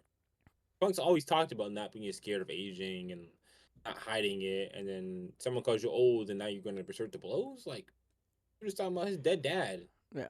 You said you got some gray hairs, now you're trying to kill him? Like, bro, come on. Yeah, and you're more mentally tough than that, bro. We know you are. Yeah, and it makes it worse because right before this, he said that he's already won because he's in Roman's head. But then this happens, which makes him just contradict himself, as Roman says into the camera after, where he says, basically, you're not the one in my head, bitch. I'm the one in your head. I called you old. You punched me in the face. I just think, again, if they were going to get physical, I don't think it should have came at the cost of Roman saying, you're old. But everything else Roman said hit. He talked about, again, Punk is kind of just regurgitating everything else everyone says about Roman. Who's the real tribal chief? You're a part-timer. It's like, come on.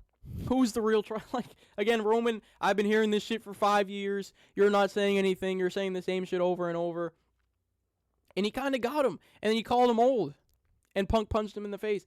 And, like, there was reports, bodyslam.net, the original creative direction for last night's promo segment would have seen Roman Reigns respond to CM Punk's comments about his father with a darker response about Larry. I don't know how true that is, but that's the reports. And I really do hope that didn't fall through because Punk didn't allow it to happen. I really hope that's not the case. If Punk told him, keep Larry's name out your mouth after disgracing the grave of his real-life dead father, I don't even... No, I don't think that's true. I just think they said, like, they just didn't want to do that or something. Yeah. There's no way he got the dad shut off and there's like, no, you can't talk about my dog. Yeah, no, that would have been fucking terrible. I hope that's not the fucking case. I do hope Roman does get more personal. Because if this is all it took, I mean, I don't know what we're going to do for the next 4 weeks. We can't have them brawl every fucking week. I do hope Roman gets more personal. I don't think Punk can get any more personal than he already got. The only thing I can even think of would be him mentioning fucking Roman's leukemia, which I hope doesn't happen because do not do that. So they can't do that shit. So I don't really know what else Punk can say. He talked about his dead dad last week, and then he came out this week and cut what really wasn't a good promo for Punk's standards. He basically said, you're a part-timer, you hide behind your cousin. He basically said everything everybody else has already said to Roman during the entire Bloodline saga. And Roman got him. And Roman's up on the board, bro. The part-timer shit doesn't really work anymore because, like, every time he comes, like, he's head and shoulders like the biggest draw on the show. So like saying like you're a part-timer kind of just looks y'all look more crazy. You see her half the time and he's getting twice the reaction. What y'all doing, bro? Like, yeah, and then you could see Punk get a little flustered when Roman Reigns, like they start chanting borderline while Punk is talking, and you kind of see him get a little flustered, and it's like, bro, like, did you know what you were getting into, bro? Because they're always gonna cheer. Yeah, this guy Roman is damn near transcending pro wrestling. Like, he's becoming a household name, and I don't know if Punk, like, I don't want to say Punk didn't, like, realize what Roman is, but it seems like he's not, like, he's getting kind of surprised at what's happening, and I feel like he should have been prepared for this, and he doesn't seem to be. Yeah, I kind of just feel like the past 2 weeks have been really, like, personal and stuff, and this was kind of just, like, low-hanging fruit, you know? Which, I mean, after the last 2 weeks, like, what could you do more other than try to kill each other, you know? And they kind of didn't do that. They kind of talked again, which is fine. They're both good promos. Like, the promos weren't bad or anything, but it's just, like... I think this would have been fine if it didn't get physical. And I say that because after everything that happened, this promo wasn't bad, but it's the fact that Punk punches Roman in the face because of him calling him old. If Roman would have just said at the end of the day, you're old, you don't have it anymore, and let that be it, I would be all right. On to next week. What are they going to do next? But it's the fact that he said you're old, you don't have it anymore, and then that's what caused them to get physical. That's kind of what I'm upset about. So I hear that. They definitely didn't need to get physical this week, but you can have something where, I mean, I don't know what Punk could say, but if he says something to Roman, maybe he says something about Roman's kids and he punches him back. You know? Sounds like they're 1-1 in terms of getting their head, you know? I can see that. I don't think that's bad. Yeah. Or Roman maybe just gets physical off rip next week because Punk punched him in the face. beat his ass, man. Yeah. So I mean, we'll see. I thought Raw was good, aside from a few things. Maxine Dupree and Talia, the El Grande shit. But I thought again, I thought this was the best Raw of the Mania build, bro. Yeah, yeah, I agree. Very consistent, which is rare to see in the WWE show. Yeah. Usually it's peaks and valleys. This show is very consistent, which I Yep. like. Hey man, it's time now. I'll let you lead the charge on this one, bro. All right, do you want to get into some pre-show stuff or straight to the main card? I didn't watch the pre-show. I'm not gonna lie. Okay, I'll dabble on it. So the what's it called? Boom and Doom versus STP. Uh, if a Big AJ is in the match, you know what it is. Baszler got pushed. I know you don't like the Costco guys. No. I think they're pretty beast. But that video of the Baszler getting pushed went dumb viral. So for everyone saying like, why do these guys even get on the shows? They suck. I seen like 4 different posts of the Baszler getting pushed. Hey man, I like, saw 5 posts of Jelly Roll beating up the Miz, bro. Yeah, but the Baszler is not about to wrestle Shane Taylor all in, is he?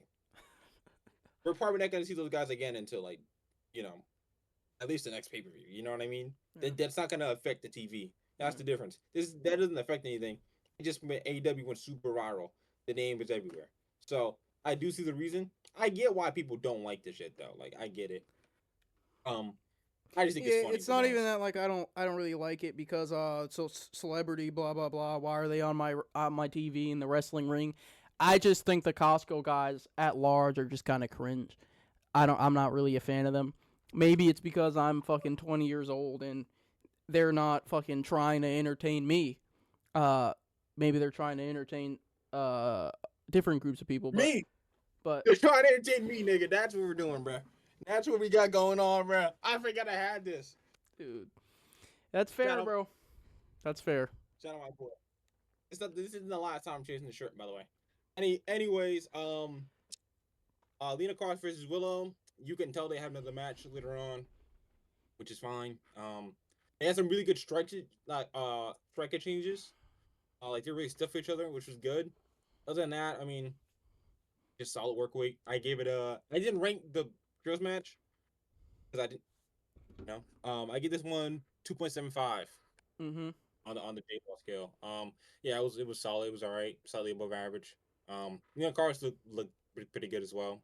Willow did really good selling. Hey man, we called this, bro. We knew Willow was gonna win, and then they were gonna lose the tag team titles, bro. We called. Yeah, I mean, I feel like but Mike, like your mom could have predicted that. You know what I mean? That was easy. Battle Royal. I gave 3 3/4. You called that really, shit. really... You called Jack Perry, bro. What? I did, yeah. I pulled that out of because I'm like, I forgot he was from LA, but I'm like, I don't think he's walking out of this with the belt, and like he's the only person that makes. So he's the only person that's been chasing, the national title for real. Like in terms of like with Ricochet, like that's really the only main feud he's had. So it makes sense to do it here. I thought it was fun.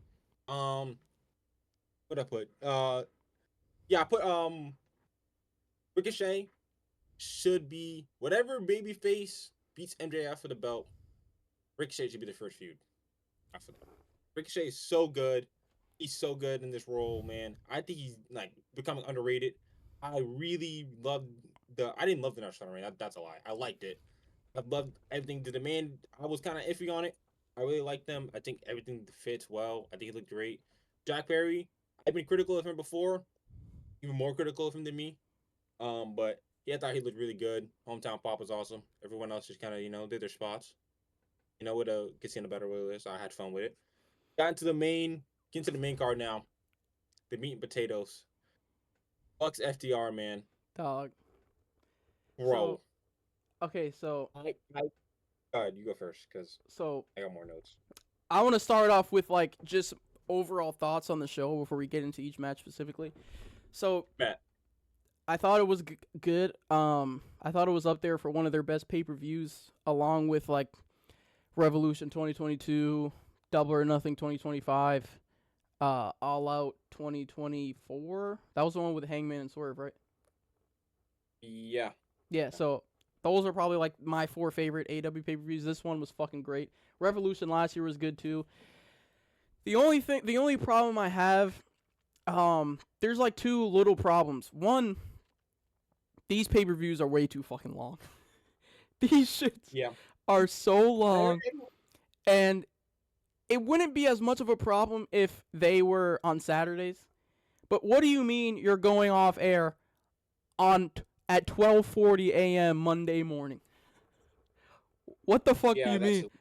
That's fucking nasty. TK, please start these shows earlier or move them to Saturdays, please, because this shit was 6 hours.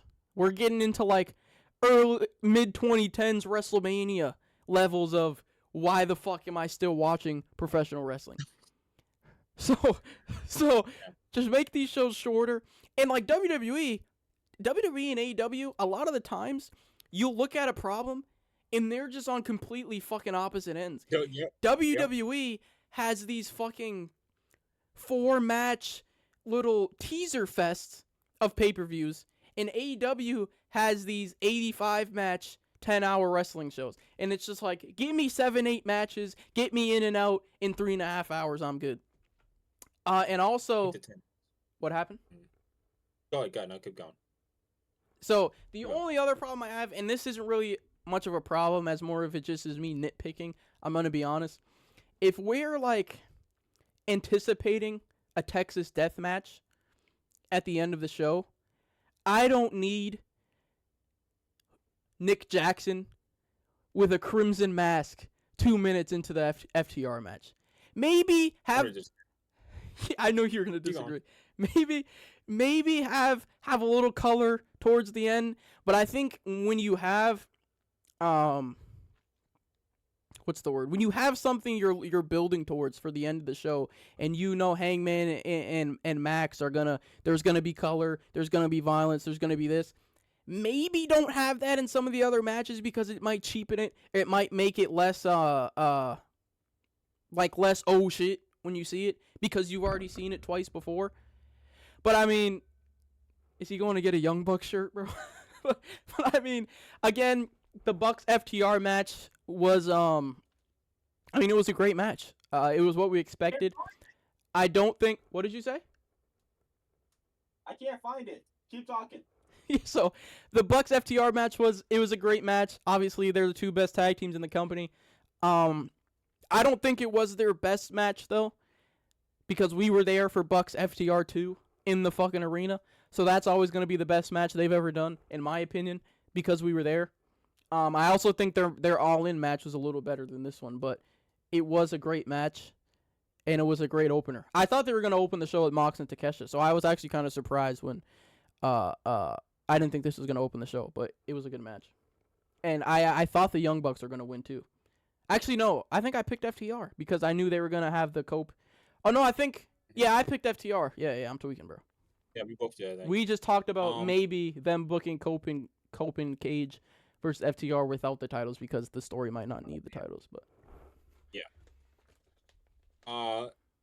So let me go back to your first point before I get into the match. So that point is valid.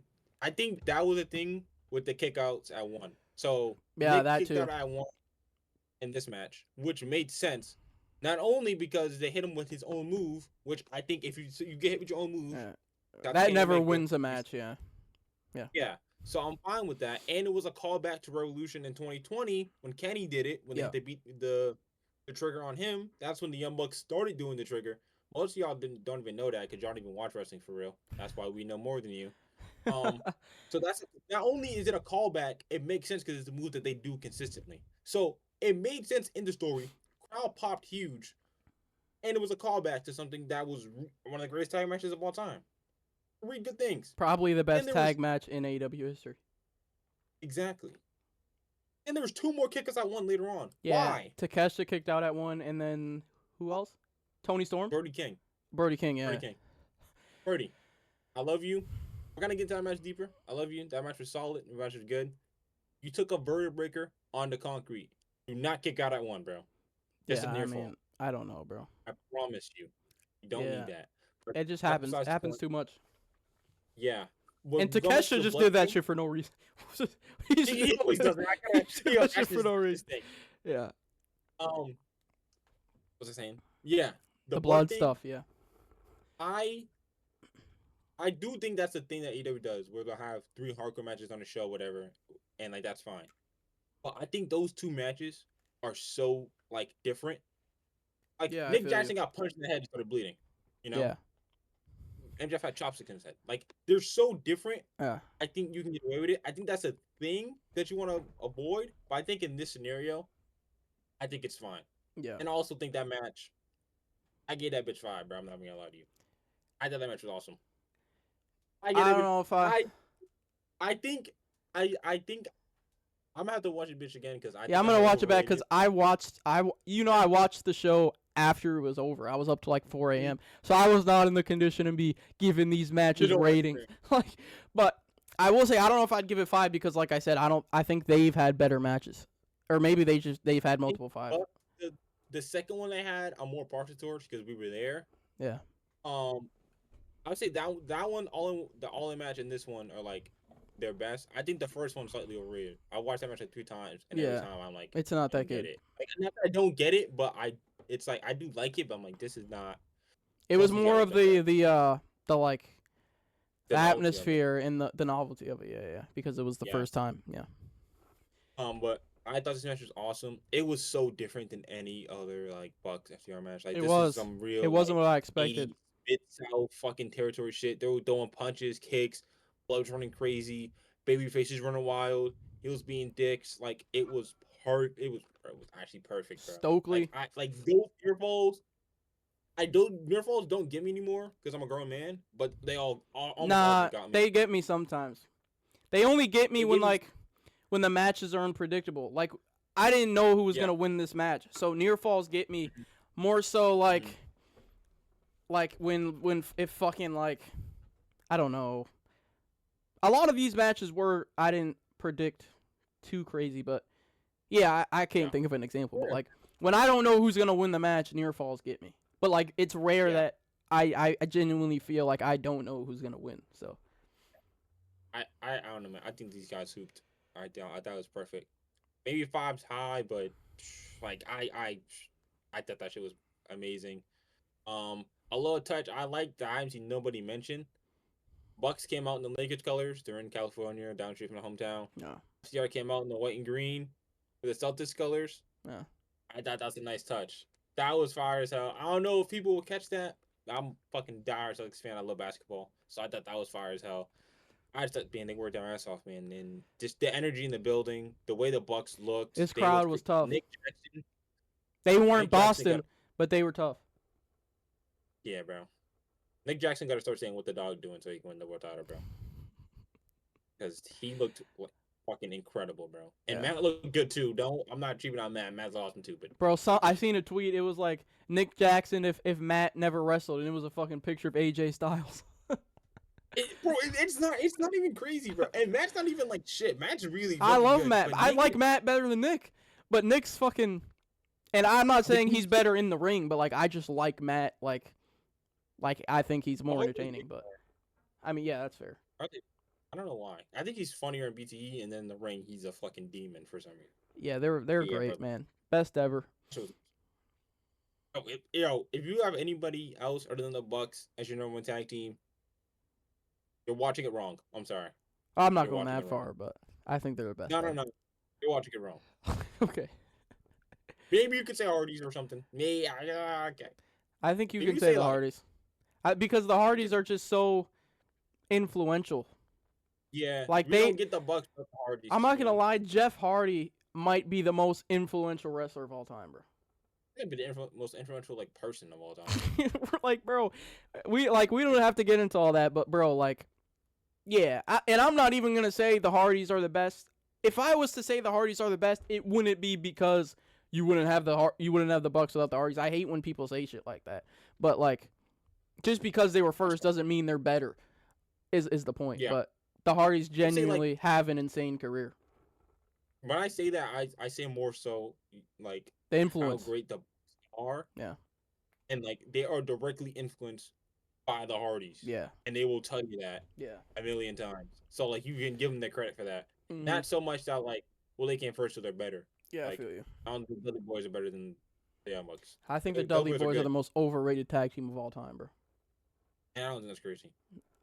I think they're good, but I don't they're, think like, there's an argument you can make that they're the greatest tag team of all time. I genuinely don't. fuck no. No. And let people tell you the Dudleys are the greatest of all. We're getting off track, bro. Here we are. Yeah, Bucks good, FCR good. Yeah, good match, man. Great match. Oh, I'm bearing the lead here. I got one more. Dude, oh my god. This guy's like fucking 50 Cent, bro, changing his shirt during the show and shit. This is the last one. The Swerve one's in the laundry, so you guys are lucky. Yeah, bro. My boy came back. Shout out my boy Edge. Edge gets. I'm calling him Edge. I'm sorry. Yeah. Edge gets a lot of hate in some AEW Twitter circles. I don't know why. I fuck with him, and I fuck with Edge and Christian now, and I did back then. Yeah. I thought this return was really well done. We knew it was coming, but like, it was still good. Got a really loud pop. I was very hyped when they came back. I'm excited to see them wrestle FTR in Canada. They're gonna win the tag belts, and they'll probably drop them to the Young Bucks, or they want to do somebody young. Maybe they drop them to Jet Speed. That won't happen. Get real. I don't know. Get real, dude. Sorry. I'm sorry, bro. The first time I didn't say that. Anyways, yeah, that was a good. I thought the return was well done. Beth wasn't there though, which shocked me. I thought for sure she would be. Yeah, I thought it was good. I was hyped when I heard Metalingus, greatest theme song in wrestling history. I heard that song live. Shout out Alter Bridge. I'm gonna hear it live again in 2 months. But shirt if I wanted to. Yeah, hell yeah. Yeah, I thought it was good. Obviously everyone knew that was gonna be the direction. And yeah, they both look good. I like how Christian kind of came from behind and didn't come through. I thought that was cool. It's like it was planned. They had a strat. Yeah, so I thought it was good. Yeah, that was very well done. Yeah, Tony versus Marina is next. I liked the match. I didn't love it. I thought Marina looked good. Why did Tony win though? Like, yeah, so for one, the wrong winner. You know, it's just kind of weird. Like AEW wrestlers have this like biting fetish. We see Toni Storm bite Marina Shafir's feet. She bit her breasts, and then in the next match, Takesha's biting Moxley's head and shit. It's like, bro, guys, we gotta chill, bro. There's the flu going around and shit. We can't be eating each other, guys, every match. but no, I mean, this match wasn't great. I thought it was just kind of like, it felt anticlimactic because for 10 minutes straight, Marina's beating the shit out of Toni Storm, and then it just kind of ends. Like, Toni Storm gets like 2 minutes of offense, and then it just kind of ends. I don't understand why Toni Storm won the match. I guess now we know why, because of what happened at the end of this match, which we're going to talk about. I just think you made Marina you kind of just fucked up her whole momentum. She kind of had to win this match, and now she's fucked. And I kind of am not happy about it because I love Marina Shafir. I think she's great. I think she's gotten so much better. I think she's very good. And I don't know. I just feel like, I don't know why TK is so against, like, beating Toni Storm. I don't know either. And she can lose a million times. It won't hurt her. Yeah. And I just feel like the thing with this match, too, like, it was set up as everyone barred from ringside. It's us and it's me and you. No bullshit. Let's end this here. The wrestling on Wednesday. Why? End it there. Have Marina win and end it, so they can do something else. Now they have a stip match on Wednesday, which I'm sure will be fun, but what's the stipulation? It's no holds barred. Yeah, I mean, so they'll bleed and shit, which I mean, I guess, but do that on the peep. Yeah, I mean, maybe they want to sell Dynamite or make people want to watch, but I don't know. I just don't understand. I don't understand why Toni Storm won. Marina had a bunch of momentum. She's on the uptick. She should have won the match. Then after the match is over, Ronda Rousey. comes out and is inside the wrestling ring. We got to hear your thoughts, bro. You're taking charge with the Revolution stuff.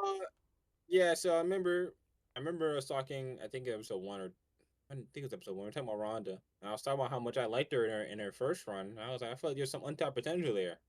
This is not what I meant. I know Tony Khan watches this. I don't think she's like signed or anything. This is just an appearance, but like I didn't need this. I don't know who asked for this, but I mean, it was cool, I guess. But I don't know. I feel like Ronda Rousey in wrestling kind of over. Yeah, I mean, especially after that interview she went on and how she kind of just trashed pro wrestling and said all that stuff. I don't know. It just I just hate the idea of Ronda Rousey inside the professional wrestling ring. I think she's fucking awful at it. I don't think she belongs in the wrestling ring. She fucking sucks. I hope it was just promotional. I hope she's not joining the fucking Death Riders. I really hope she isn't joining the Death Riders. I hope she's not actually signed to AEW. I don't know, man. If that is the case too, Marina's kind of fucked because now she's just going to be Ronda Rousey's sidekick if it is the case that Ronda's going to be consistently on the show. So she lost to Tony. She's going to be Ronda Rousey's sidekick. Marina Shafir's double fucked, where she should have went over on Tony and continued on the uprise to eventually win the title, in my opinion. She's the most credible person to beat, not even to beat Thekla, just she's the most credible woman on the roster in terms of who looks like a legitimate threat, who wrestles like a legitimate threat. She looks like a legitimate threat, and she just kind of looked like a fucking geek at Revolution. I hope she beats the shit out of Toni Storm on Wednesday, and I hope I never see Ronda Rousey in a professional wrestling ring ever again. Only one can only dream, man. One can only dream. She don't have a graphic up, so I don't think she got signed. But I don't know. Yeah. Hopefully she just wins. She wins on Wednesday. They try to sell out Dynamite for whatever. They didn't want to do 3 blood matches. Maybe we were talking about earlier at a TDM. But I wanted to maybe do a hardcore match here. I get that. If that's what it was. I hope Hopefully she wins on Wednesday, and then she goes closer to the world title. If I had it, Mercedes would beat Thekla. Marina would beat Mercedes, and then Mercedes would be Baby, and then Willow would beat Marina. If I had it. give this guy the pen, dude. I mean, we know more than you guys. We know more than you. Real shit. And like that, it's so simple. But they're gonna fucking book. I reckon.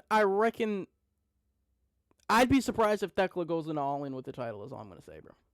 I'd genuinely be surprised. I think they're gonna book Tony versus Mercedes again, bro. No. Mark my words, dude. That's the Owen final. No, that is not the all-in, bro. That's the Owen final. Mark my words, dude. Mark my words. No, Thekla can easily, if they book her in, she can easily hold that to all-in, and her and Mercedes would tear it down. I know they would.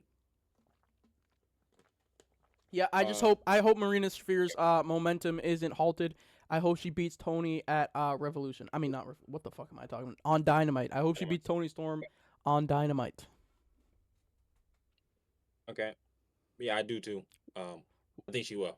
What'd you rate it? I'll give it 3 flat. It's a little generous. It was a little generous, to be honest. Yeah. Some of these I'm looking at, I'm like, I was definitely high off. That's probably like 2 3/4 or 2.5. Yeah. But yeah, whatever. Mox versus Takeshita, I give this one 3.5. Or 3 3/4. This match is so weird to me because like at times I loved it, but like I also didn't like it at all. I don't gonna say hate, but like I thought the work was really like almost worth their ass off. Like everything was good. They did like a no sell exchange like with like suplexes, and I think Moxie was doing like backdrop drivers. Yeah. And then I forget what I think he was I doing. mean, like it's Mox and Takeshita. You can't expect them to sell the whole time. I wanted them to do that like once or twice back and forth. So they did it like 8 times. Yeah. They need that. I got that one. It was inoffensive, and then my main gripe is the finish. Yeah. Like the Takeshita winner or the way it ended? both. Okay, go ahead. So Takeshita, and the whole time of the Don family, they're kind of like, this guy's low key a geek. He's low key a nerd. Okada's better. His homeboy was Fletcher, right? That was his guy. If I got nobody else, I got Fletcher, right? And he hates Okada. It was always Proto Shida. And Mm-hmm. now they're jacking Proto Okada, Yeah. right? So now Takeshita really got nobody. Yeah. Don Callis don't fuck him the way he used to. The crew not really coming out with him the way they used to. Yeah. And they're talking shit about him Mm-hmm. behind his back. And Okada has a belt, right? A belt that used to be combined with that belt. Mm-hmm. You would think logic, Takeshita would win that belt, and then they would combine them back at All In. Yeah. You can hold that to All In, and that would be a big money match. Yeah. Then at the end, right? Takeshita, he's fighting. He's looking like the fucking top babyface in the world. He already should be a top like 5 to 8 babyface in AEW, like right now. Like he already should have turned face on the Don Kai family and should already be a babyface, like clear babyface, not those tweener shit. I'm a heel, be archer. No, he should be a babyface right now on his own. But like he's wrestling babyface in this match. Crowd's grabbing him big. He's doing really good. Match is really solid. He's fighting back. Mox puts him in a choke and then he passes out. The crowd literally went, yeah. You literally saw energy. Why, Mox? You're my dog. You're my favorite Shield member. You don't need to win this match. You don't need to pass this. You do not need to choke him out, bro. How many people have you choked out? What do you gain from this? You can lose that belt at any time. You're John Moxley. You won the fucking world title 15 times. You'll win it 15 more. No one will care. You're awesome. Y'all love you. Drop the belt so he can do some cool shit with Okada. And then at the end of the match, he gave him a fucking handshake like he's some little young boy. Bro, he's been IWGP World Champion already. He won the G1. He's not the future. He's already made. He's a main eventer now. Why are they trying to like look for the? And why is he still in the Dark Eye family? They don't fuck with him. So I just thought that was so stupid. He was like a dork, and he's still gonna go back to Dark Eye family, and they're gonna push him in lockers, and he's gonna let that happen. Fuck these niggas up. You I don't done? know, man. You done? Yeah, bro. The catch is one of my favorite wrestlers, and they doing him like he's fucking. I don't even know. They're doing him like he's a fucking dweeb, and he's not. So There it is, bro. I'm gonna try to be the voice of reason. Maybe this L is just they're just brewing the eventual, climax of him and the Don Callis family, which will then lead to him and Okada at All In. Maybe I don't think he necessarily had to win. I talked about him losing the match and then wrestling Okada. The only reason I thought he was going to win this match is because I thought they would have wanted the match with Okada to unify the titles. But I think him losing, I think that just kind of will add to the story. They can get on him and keep making fun of him for losing against Moxley, whatever, and then eventually he reaches his breaking point and he beats the shit out of Okada and they book the All-In match. I think they're still headed in that direction. I didn't really like the finish either. I hate John Moxley's choke. I think it fucking sucks. I think the choke sucks. But I thought the match was alright. It was kind of what I expected. I will say I don't think their styles are too complementary. I think that's why we got the match we did. Yeah.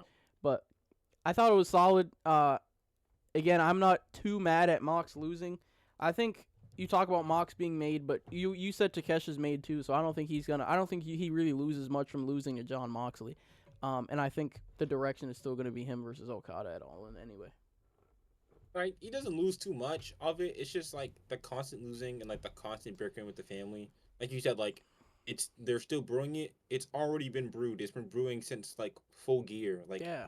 how many times? Like Okada has like beat this nigga's ass accidentally on purpose like 4 or 5 times. Like he should not still be taking any more shit from them. Like he should already it already should have reached that climax, that rolling point. Yep. I don't even know about that. Like, just I don't know. I feel like trying to brew it more. Like Okada just comes off like a dweeb. Like I'm just staying in the family. Like why are you still? They don't fuck with you. Just leave, bro. Yeah. Yeah. That choke shit is just like It takes the air out the room, bro. It's ass. It does It's so every time. ass. It's such a good garbage submission. And he has It I doesn't like look the Death good. Rider. Yeah, well, Takeshita kicked out of the Death Rider, so didn't he? Did it again? He kicked out of the Death Rider off the top rope, no? I think so, yeah. Or He was did it again, that? bro? Don't let that be the finish. Oh, yeah, I don't know. That might have been Andrade that hit the DDT off the top rope. I don't remember. Oh yeah, he hit the neck breaker. That was a finish for that match. Yeah, yeah. That match. So What's next, bro? okay. Oh yeah. Oh, I forgot I was doing it. Sorry. Yep. Women's tag. What did you say? I gave it the women's tag match. Oh. I don't Wait, care. did I not? To be honest, Yeah, I gave it 2 stars. I mean, Ross and Bane literally dominated the whole match. Yep. And then won. Yeah. I mean, hey, Megan Bane, she's growing. I mean, I don't want to say she's growing on me. I just don't hate her as much as I did previously. Hey, dude, I was up there by the way. I just don't really think the championships matter. So I don't really. Honestly, that's fair. But I mean, Cross and Bane look good. I like their entrance. Yeah, I do think they have a cool entrance. Yeah, they do look cool. Yeah. But Megan Bane's always looked cool though. Yeah. There's just not really a division, so it's like I'm not really interested in what's to come, I guess. Because I don't reckon Willow is really going to be focusing on the tag titles anymore, heading into the Owen. No. The Toni Storm shit with Mira's over. I mean Mina. The Toni Storm shit with her is over. So it's like those were the big babyface teams, and they're both going to be done. Mm-hmm. So it's like who were like, you know? Windsor and Hayter, they're cool. Right. Bro, am I wrong? No, they're cool. But I don't want to talk about Jamie Hayter in the tag team title division. I'm gonna start crying. Okay. So Jamie Hayter, bro, I have faith. I think she'll come back. Yeah, you're better than me, bro. I got faith. Maybe it's blind optimism, but yeah, nothing much to say about that match. It was just he was dominated and then they won, and then we went home. Yep. Okay. And then we had Swerve versus Brody King. I thought this match was pretty good. Wait, did we? Oh, we're bots. We didn't talk about Ospreay. Well, we'll talk about Ospreay after the Brody match. I bet. Yeah, I thought it was pretty good. Brody lost, which I'm like, after we're talking about it, I kind of wanted him to win, but he did look good. Did what I thought they were gonna do. He looked good in the feet.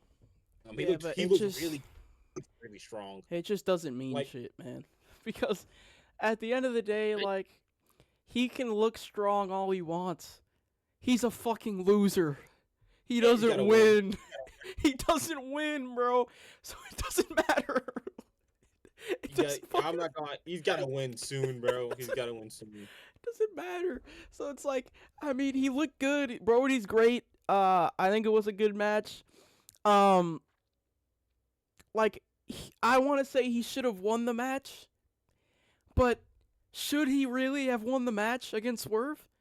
So it's like, I don't really know. And it's like, he can look as strong as he wants, but at the end of the day, in kayfabe, and what people see him as, it's kind of just like a placeholder for people to get a good win. Oh, he beat Brody King. He's going up. It's never Brody getting the win. Brody is a loser. And I don't know. I don't know what Tony Khan sees Brody as. I don't know if he sees him as a legitimate contender, top level guy. It seems like he just sees him as kind of like a guy that makes his real guys look better. I mean, maybe in the future. I don't think we've seen Brody ceiling yet. Again, that could just be blind faith, you know. But I think ceiling in terms of his performance, or ceiling in terms of his booking. His booking and his place on the card. Yeah. Well, I mean, he's 39, so I don't know how. He's 39? Yeah. Dude, I thought he was 29. No. Dude, Brody King has a half gray beard, bro. What do you mean you thought he was 29, bro? Dude, you know how they be aging, man. Hey man, yeah. I mean, I think Brody's great. I think I like him as a person too, but he's a loser, man. He's not expected to win. He doesn't win. Um, and until he wins, he doesn't have any credibility. Yeah, he's got to win some soon. Maybe he'll kill. Maybe he'll kill Bandito or something. I don't know. Maybe. People were saying that. I don't know about that anymore. Yeah. Like I feel like they should have done it already, but maybe. Yep. I did think the match was pretty awesome. Besides, Yeah, it was better than the Moxley Takeshita match. yeah, I agree. Up to this point in the show, it was the second best match, behind the Bucks and FTR. Yeah. And then the next match. So we can talk about Ospreay now. Yeah. So yeah, let's do that. So Ospreay comes back, attacks Jon Moxley. I don't know. I'm not sold on Max versus Ospreay at All In, man. I'm not either. After this, I think we might see MJF versus Kenny Omega, bro. I mean, shut up and take my money. I think that might be the match. I think Ospreay has business to handle, bro. I'm not mad at that at all, man. Not one bit. Yep. So he looked fucking great. Like almost like too good. Yeah. Like scared me at times. But yeah, he looked awesome. Yeah, like, he almost broke his neck again, bro. He almost hit the apron when he did the. He almost fucked his shoulder, bro, on the apron. I was like, you got that much adrenaline, bro. You don't feel shit. Yeah, I mean, yeah, Ospreay's Ospreay. He's one of the best in the world. But it's looking like he's gonna feud with Jon Moxley, bro. Which I don't hate. Jon Moxley tried to kill him. Yeah, I mean, it just makes total sense. Yeah, like, I feel like he almost had to do that. He didn't. He couldn't have come back and done anything else. He had to. Yeah. Really. Prob's good too. So, and then going back to Swerve Brody, Kenny came out after the match. You think that's the motion for Dynasty? Yeah. In Canada. Yeah. I know it's from like Winnipeg and that's from Vancouver, but close enough. It's Canada. No, I think Dynasty's in Toronto. I swear it's Vancouver. I think it's Toronto. I don't know. It doesn't matter. It's in fucking Canada. Yeah, it's Canada, bro. It's Canada. It's in Canada. It doesn't matter. Yeah, that's the match. Who wins that match? I have no fucking idea. Probably it's Swerve on the first one, right? Yeah. Yeah, so probably Kenny. Maybe. Especially if they're gonna do Kenny versus Max or All In, I definitely think he'll be. Maybe. We'll see. Maybe Swerve wins and they run it back in the Owen, and that's when Kenny gets the dub. Yeah, I can see that too. Because I think you could do it either way. It could be 1-on-1. Huh? You could do it either way. You're right. Yep. So, you're right. Yeah. Women's World Title match I thought was very good. Very good. I give the same rating as I give Sir Brody, 3 3/4. Both were like just. I thought it was better. I think. You thought it's better? I'm not mad at that. Yeah. I think that was like slightly better, but like they're both the same rating. I don't know if that makes sense. Yeah. But not as much not enough of a difference for Yeah. Like it would have been 3.78, you know, but like I don't do that. Yeah, that was really good. I really like Tekla. I've liked her since she's debuted. I've really liked Chris Highlander. I thought the match was really good. I liked the storytelling. Both of Tekla's wins were cheap. Chris Highlander win was like clean. I thought they like everything was like really like smooth and crisp and the way they worked. The finish was a little bit with the run-in and stuff. I guess heel champ, you kind of gotta you gotta protect Statlander, you gotta heal her up. So I do get that, but that may be a little much for me. Other than that, it was just really, really solid. I think both women are awesome. I think Tekla, I won't say she's underrated because she's world champ right now, but I just think she's like really fucking good. And I think she's like one of the coolest women. Like in terms of like aura, like she has the look, she has the entrance, she got everything, bro. Yeah. Besides Mercedes, she got arguably the most aura in that company in terms of women. Yeah. And Mercedes, different. That's different. Yeah, Willow has aura, but it's not aura. It's more like gummy bears and flowers around her. Bro, it's like I'm so. It's like I want to give her a hug. Yeah, exactly. Yeah. Exactly. Bro. Yeah. Like, oh my gosh, she's on. Like, I want to like laugh at her. I see Thecla, I'm like, yo, like, Oh shit. what am I laughing? Yeah. In a good way though, you know. Yeah. Yeah. But yeah, But yeah, I think she's great. I don't know what the direction's gonna be for All In though. I don't know if Tony sees her as big of enough of a star for her to be in the world title match at All In. well, I guess we're gonna find out. I speaking of running about the future, I was really running about what they're gonna do with Statlander. I don't think they know. I'm gonna be honest, I don't think so either, and but I I don't think think they we're gonna. care. I think they care. I just don't think they know. Because Statlander is a pretty big star in the division, Yeah. very much loved. So I mean, maybe they run it back with Willow, but this time they're both faces. Like I could see that. Like I wouldn't be too mad at that. That doesn't have to be All In. That could be Dynasty. That could be Double Nothing. You know. Um, if she's not TBS champ, I expect her to be in the Owen. I don't expect her to win it though. Yeah. She's not winning the fucking Owen. Yeah, I don't know what they're gonna do with her. I'm very intrigued by it. You know what they say? Hashtag let it play out. People were like burying her. Like Statlander's fucking cooked, bro. Her career's over. She needs to go to NXT. Brother. One title loss is not gonna hurt you.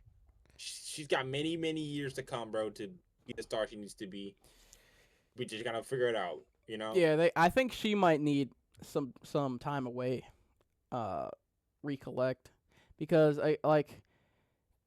I still remember that interview she had. I damn near started tearing up. I don't know if you ever watched it. I sent it to you, but I feel like she has some discovering to do, is what I'll say. As a person? Yeah, as a Or person, as a character, as yeah, as a character, yes. yeah, and that's like, kind of what she got into in the interview. She doesn't really have the opportunity to go out there and really because it's hard for her to find something for fans to resonate with her right now. Mm-hmm. So once she finds that, man, I think she'll be better, literally. better than ever. Yeah. I mean, her gimmicks, besides like when she was an alien, like they've really been like undefined. Yeah, it's like she doesn't know, they don't know, so how are we supposed to know? Yeah, she's kind of just like doing shit. Yeah, exactly. You know. Yeah. You fuck with the alien gimmick? It's cool. I mean, it's not. I'm 20 years old, so I mean, I'm not like. Bro, I'm 20. Bro, I'm older than you. Get your that shit back. Yeah, I mean, I think it's kind of. I think we're past that though. Like, I don't think she. Yeah, no. And I think she's past that too, is the thing. Yeah. So. No, we're above that. That was a troll. Yeah. Yeah. Trio styles match. I thoroughly enjoyed. I was shocked at the winner. I'm not gonna lie. I think it was stupid. But then Then what? The winner? Then what? What? No, you said, but then. Oh yeah. The winner. Like I didn't think Jet Speed and them were gonna win. I actually thought it was like for certain that they weren't, and then all the graphic came up. And I was like, oh, okay, Yeah. that makes sense. That was pretty fucking emotional, bro. Yeah, that was awesome. I didn't think Mystico cared that much. Yeah. He was like crying. I was like, oh shit, that was awesome. Yeah, crowd was awesome. Big Latino community down in LA, so I'm not surprised about that. I thought they worked very awesome. Mystico looked great as always. Kevin Knight, I think, is a future possible GOAT of the sport. I think Speedballs. No, stop laughing. Like I'm saying crazy. Like that's not crazy. I think Speedball's like low key underrated. And I also think Mark Davis is actually underrated by us. I've never heard that ever. About Kevin Knight? About Mark Davis. Maybe in the future. Mark Davis. Oh, what? That's how you know he's underrated, right? Hey, Benjamin, I think Mark Davis is good. Everyone says he's underrated. At that point, you're not underrated. If everyone knows you're good, you're not underrated. Shelton Benjamin is like. You know what I mean, though? Yeah, yeah. I know what you're saying. Like Dolph Ziggler, like. Yeah, everyone says it. Yeah. I think Mark Davis is actually like pretty That's underrated. fair. Like, that's not he great. was very hard in that match. Yeah. Everything he did, I liked except that fucking cartwheel. Don't do that, bro. He just looks stupid doing shit like that. He just looks dumb.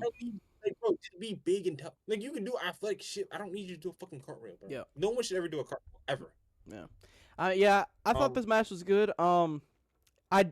I got it mixed up with the other trios match. That I think had a dumb winner. This one I was fine with. Oh Um, yeah, yeah, that was yeah. good into it. This one I was fine with. I thought this was the better trios match anyway. Jet Speed and Misako was a fucking hellacious combination. They look cool in the mask, bro. Especially Kevin Knight with the braids coming out. They Yep. even glazing a little bit, but like they look really cool. Yeah, I like that they look. do. They do. That match, fun match. Bandito versus Andrade. Dude, Man, oh man. if I'm a perfect. Good. if if we didn't have what possibly are the two best professional wrestlers in the world in the main event, this would have been match of the night. Andrade's fucking great, dude. I don't know if he like divorced Charlotte and is getting some of the best of his life, or what's going on, but he looks like a new man. Like, I don't know. Dude, you're not wrong. Hey, low key, you know when like niggas be married for like 20 years, they divorce their wife, and they start like acting up. You know what I mean? Like he's kind of moving like that, Like, like bro, with the girls in their crowd and shit. he's fucking hooping, and I love Bro, it because I love Andrade, bro. He's one of the best. Yeah. He's probably one of the three best wrestlers in the world right now in terms of bell to bell, strictly bell to bell.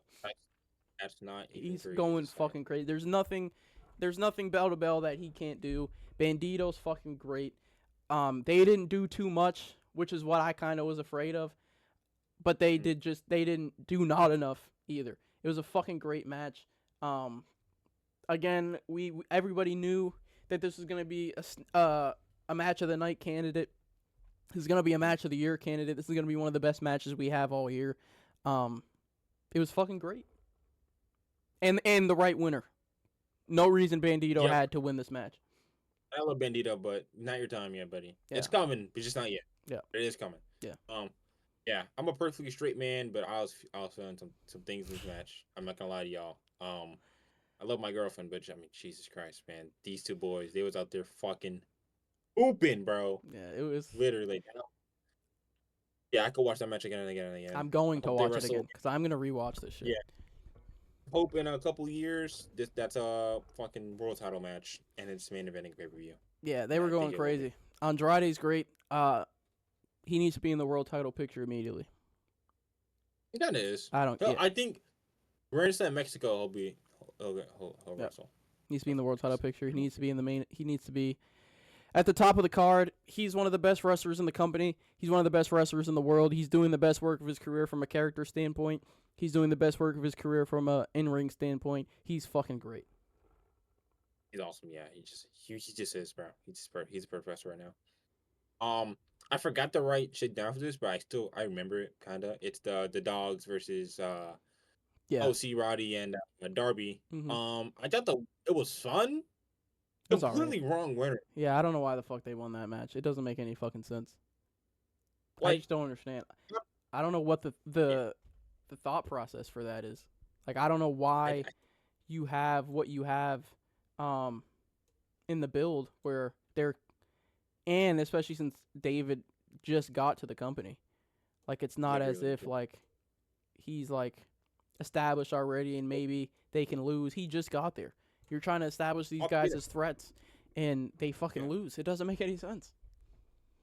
They lose to fucking Orange Cassidy. Yeah, exactly. Yeah, bro. Like, I thought the match was good. I mean, the Dogs was pretty good. Roddy and Darby looked pretty good. Yeah, Carl was hot too. Yeah. But like, I just don't. I don't know why. Like, all three of them. You're saying like, Finley's new.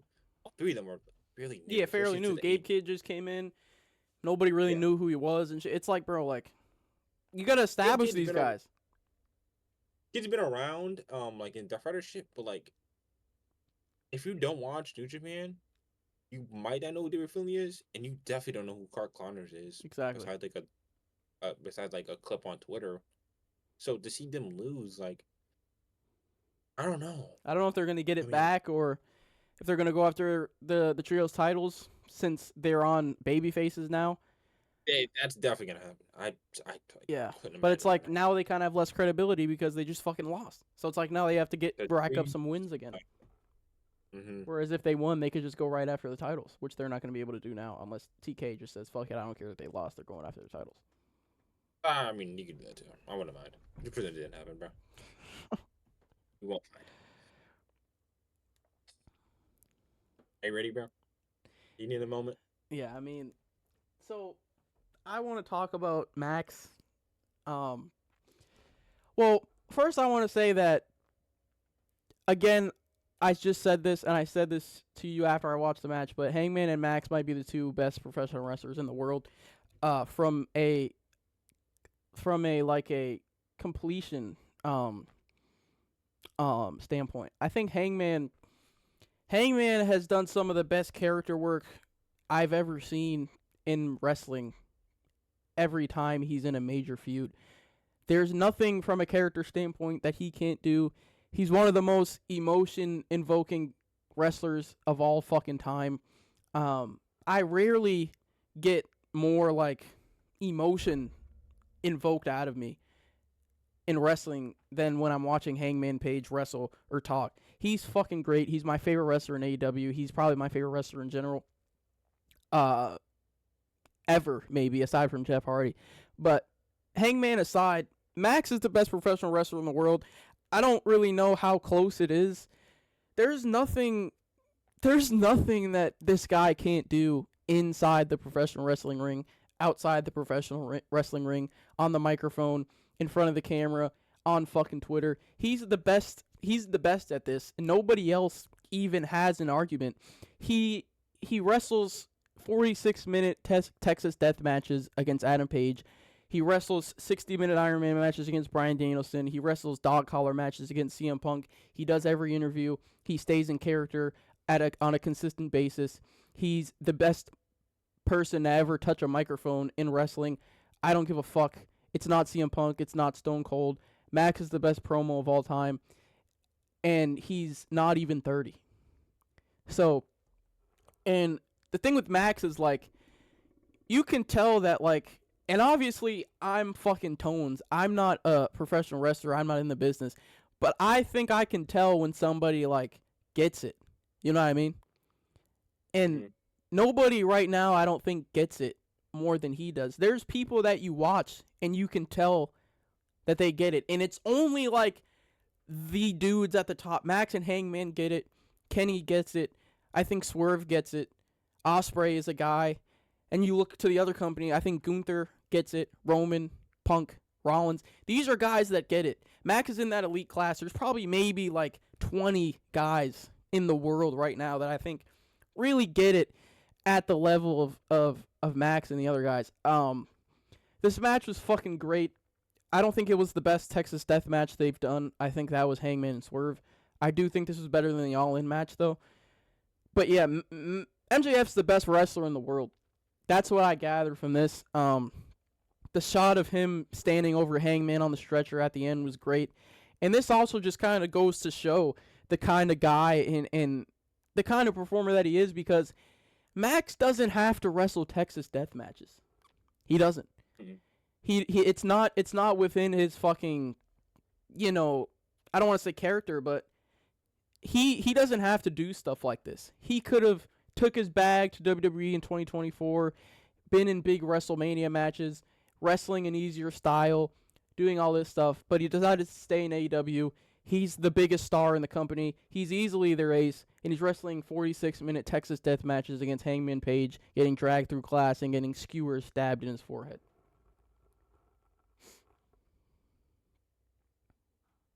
That was fucking beautiful. Um, yeah. Let me touch on the match. You mostly just touched on the wrestlers, so I'll just go to the match. Like, whenever you go to like, so they've done. I mean, how many Texas deaths have they done? 6, 7. Like, I think they've done 6. I think Hangman's been in 4 of them, yeah, like, something oh like yeah, there that. was the one with It, Matt Teeve and the Orange guy. yeah, something like that. Shout out, and there's another one too. I guess I don't know, but that's besides the point. Um, that match was like so like it was so like violent and like nasty, but I feel like anything less would have been Yeah, like I it's a would have asked my Texas money. death match. You can't, you know what to But expect. not even just that, right? Because you could have done some tax, some tables, Mm-hmm. you know what I mean? Whatever, and been fine, like for most of them. But like, I feel like for these guys, like, I feel like these niggas actually hated each other, like in real life, Yeah. which is so.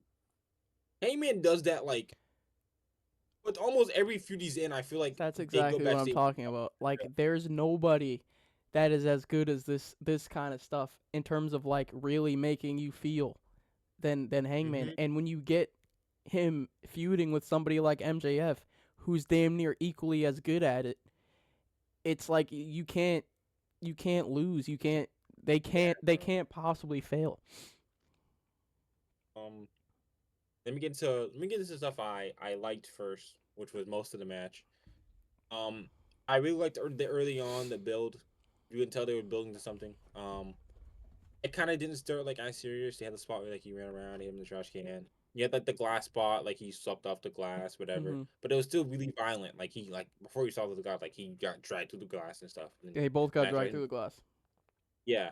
So like there was a lot of that going on, but it was building to like the real nasty shit. You know what I mean? Um.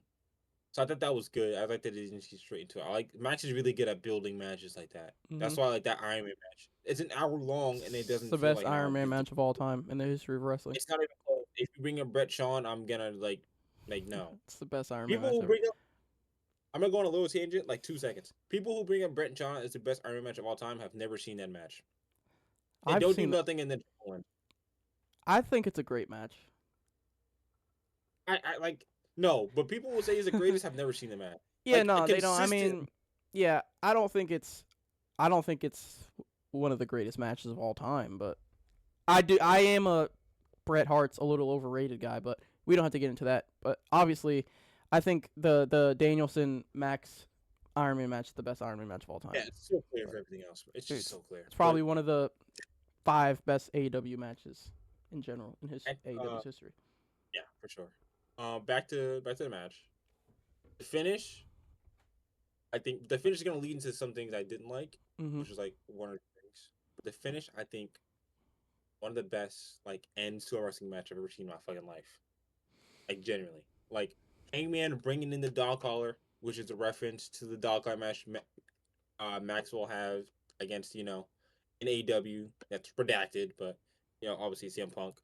Mhm. And it was at Revolution as well. He had that awesome dog collar match, and him bringing that in, and Max being like, "No, no, no, like not again, not again," and Heyman being like, "Yeah, like this is the kind of stuff that Heyman wants."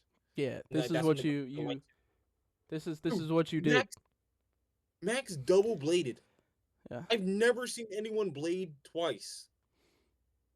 That's what That I'm was saying. crazy. He doesn't have to do this shit. So the fact that he's No. doing this shit is just fucking insane. And I do want to touch on the finish before you do. I did like the callback because Max I Hangman loved it. Hangman. Yeah, I loved it. I love the end. The commentary is really good tonight, which is rare for AW. They brought up that the ring has always been there for Max, and it was there for him again. I didn't even know he had the ring on until I think Tony said that. Yeah. I think he just punched. I was like, really that? And then he had the ring. I was like, that makes the ring has been his fucking best friend, and then Yeah. he hangs him, Mhm. and he didn't tap, which is good. I said maybe he'll tap. He didn't tap, which is good. I didn't expect Passed him to out. tap. I thought maybe they would. They Nah, didn't. He passed out, and then the blood on the camera. dude.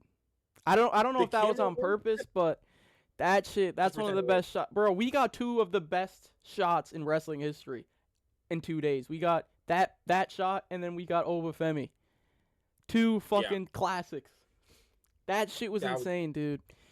Um were you going to say anything else? Oh yeah.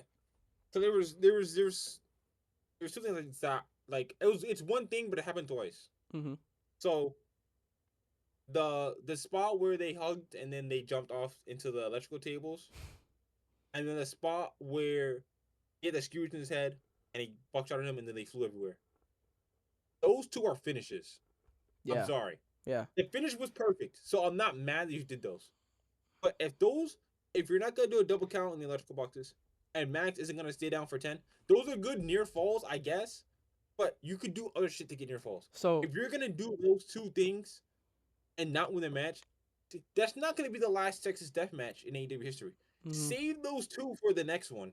So You know, that's two finishes in two matches. yeah, I don't know. 3 If you're gonna finishes. do that, yeah, well, yeah. Two that didn't work. Mhm. If you're gonna do those spots, skewers in somebody's head and they fly everywhere, and they jump into the electrical box, save those to end the match because those were awesome. But then they get up and it's like So you're not. we talked about this earlier. We talked about how false finishes don't really work on us unless we don't know who's gonna win. And I'll tell you right now, I thought Hangman was gonna win when he hit the buckshot with the skewers. I thought hell yeah, he just won, and Max got up. Mhm.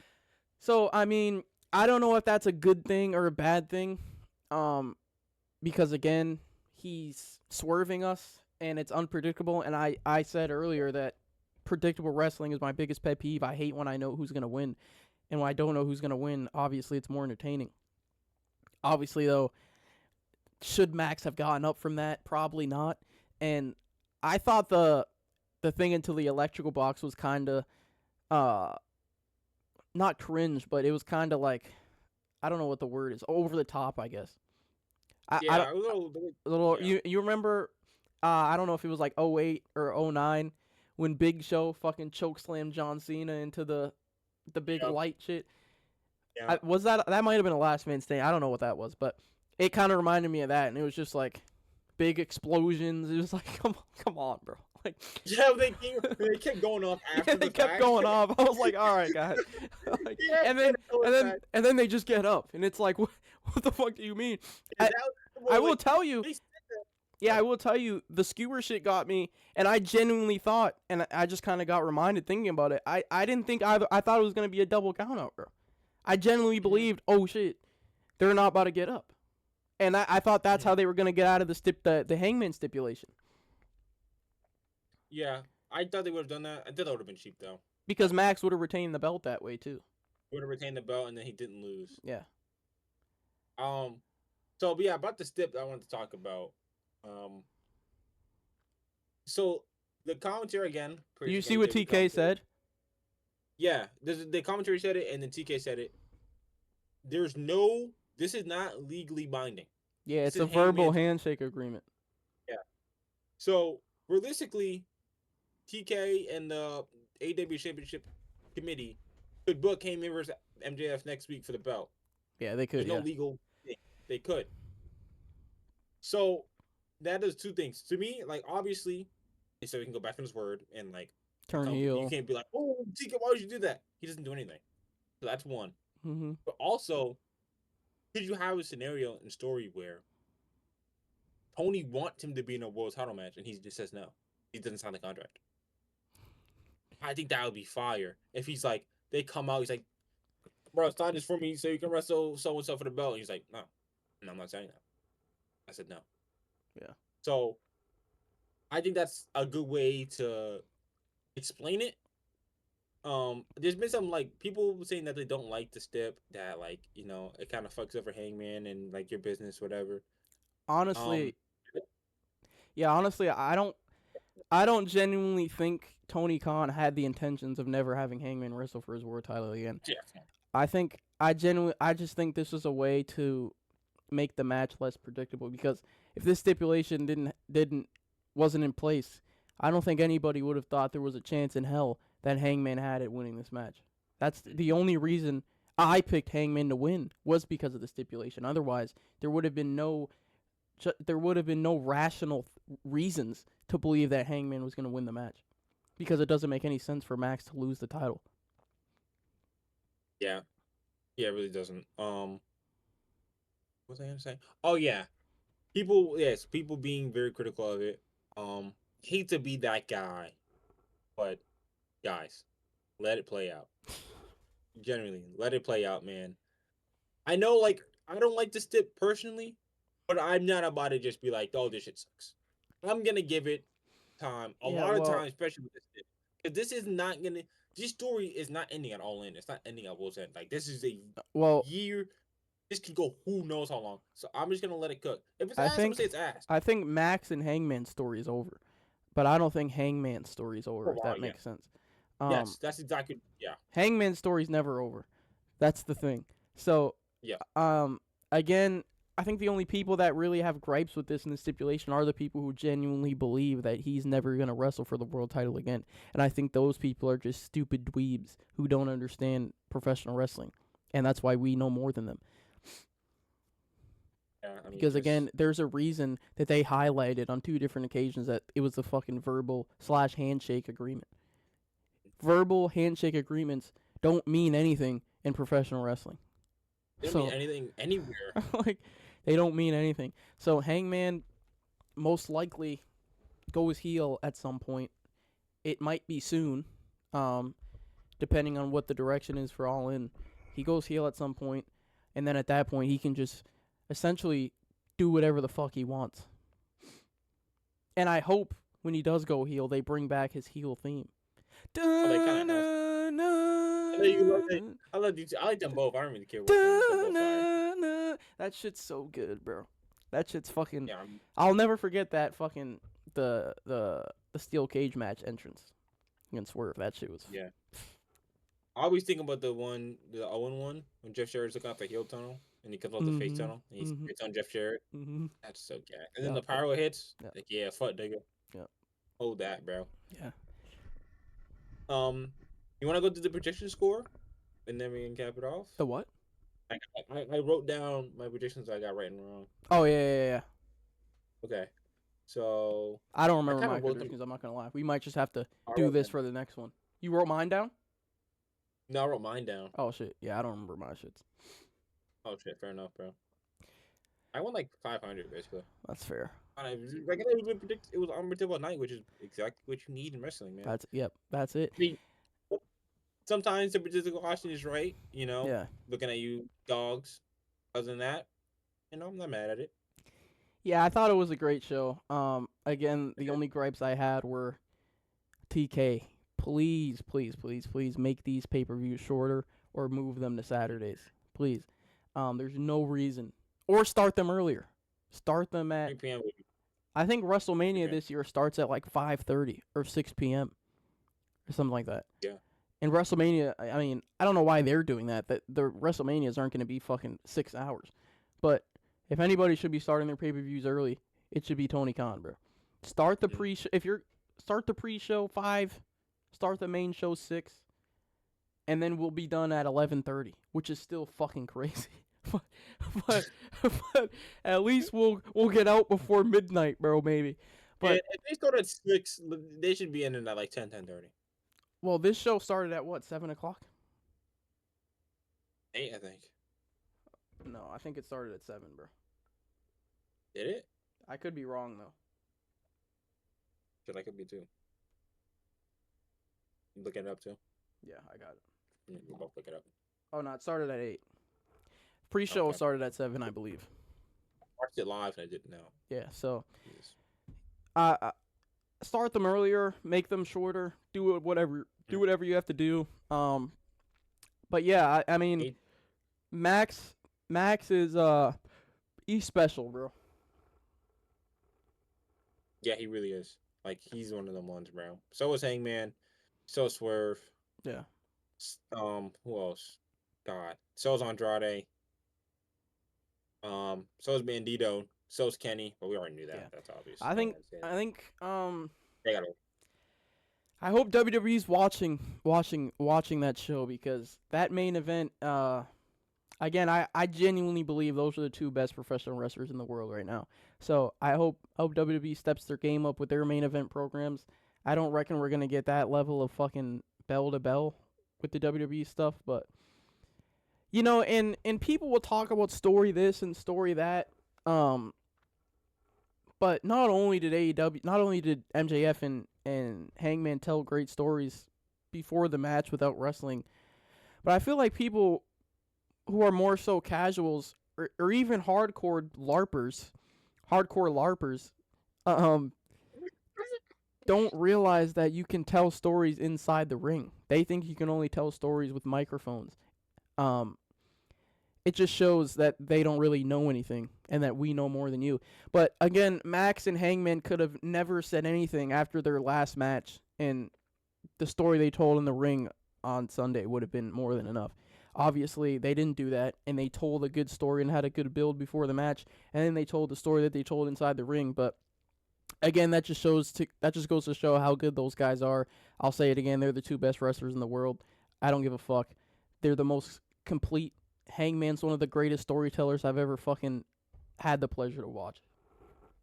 That's real, bro. Yeah, on that point, I think a lot of people think that, like, if you do cool moves, you're not telling a story. But it's very simple and easy to do a move and tell a story at the same time. Yep. Like, I will say, it is kind of. I don't want to say it's hard to spot the difference, but stuff can kind of get like mixed up, and it's the in between. It's the selling. It's the facials. That's and the build. The build does matter too. I was talking about in the match. Oh yeah. Like the in between, the selling, the how you interact with the crowd, your facials. You know what I mean? All that is what tells the story, and you use the moves like into that. Yeah. You know, and I'm not doing that move just to hit it. I'm doing this move because I'm trying to fucking win the match. Even if it's a flip or a cool looking move, I'm still doing it with purpose. Yeah, and they're both flawless at that. Like you said, mannerisms, facial expressions, dialogue in the ring, body language, they're probably again the two best in the world. I don't know of many people who do that kind of stuff as good as them. Maybe Roman. Roman's great at that stuff. He's not insane in terms of like, technical wrestling, or he doesn't have an insane moveset, but when Roman gets to telling a story in the ring, he's very good.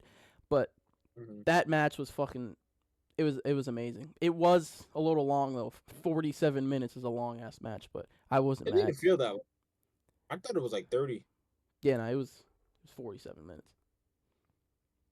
I mean, you watched it at like the butt crack of dawn. I did. By the time you watched it, yeah. I was already in the by the time you watched it. Yeah. Well, yeah, bro. That'll do it for episode 3. That was a meaty one, but I mean, that was a good week of wrestling. Great week of wrestling. Mania build, Revolution. I hope Raw stays on par. I hope SmackDown gets better. I don't know. We're on the Dynasty for AEW. We'll see what happens, bro. Yeah. Episode 4 coming later in the week. Never forget, we know more than you. Any last words from you? Revolution was awesome. Everybody got lucky in that Mania build.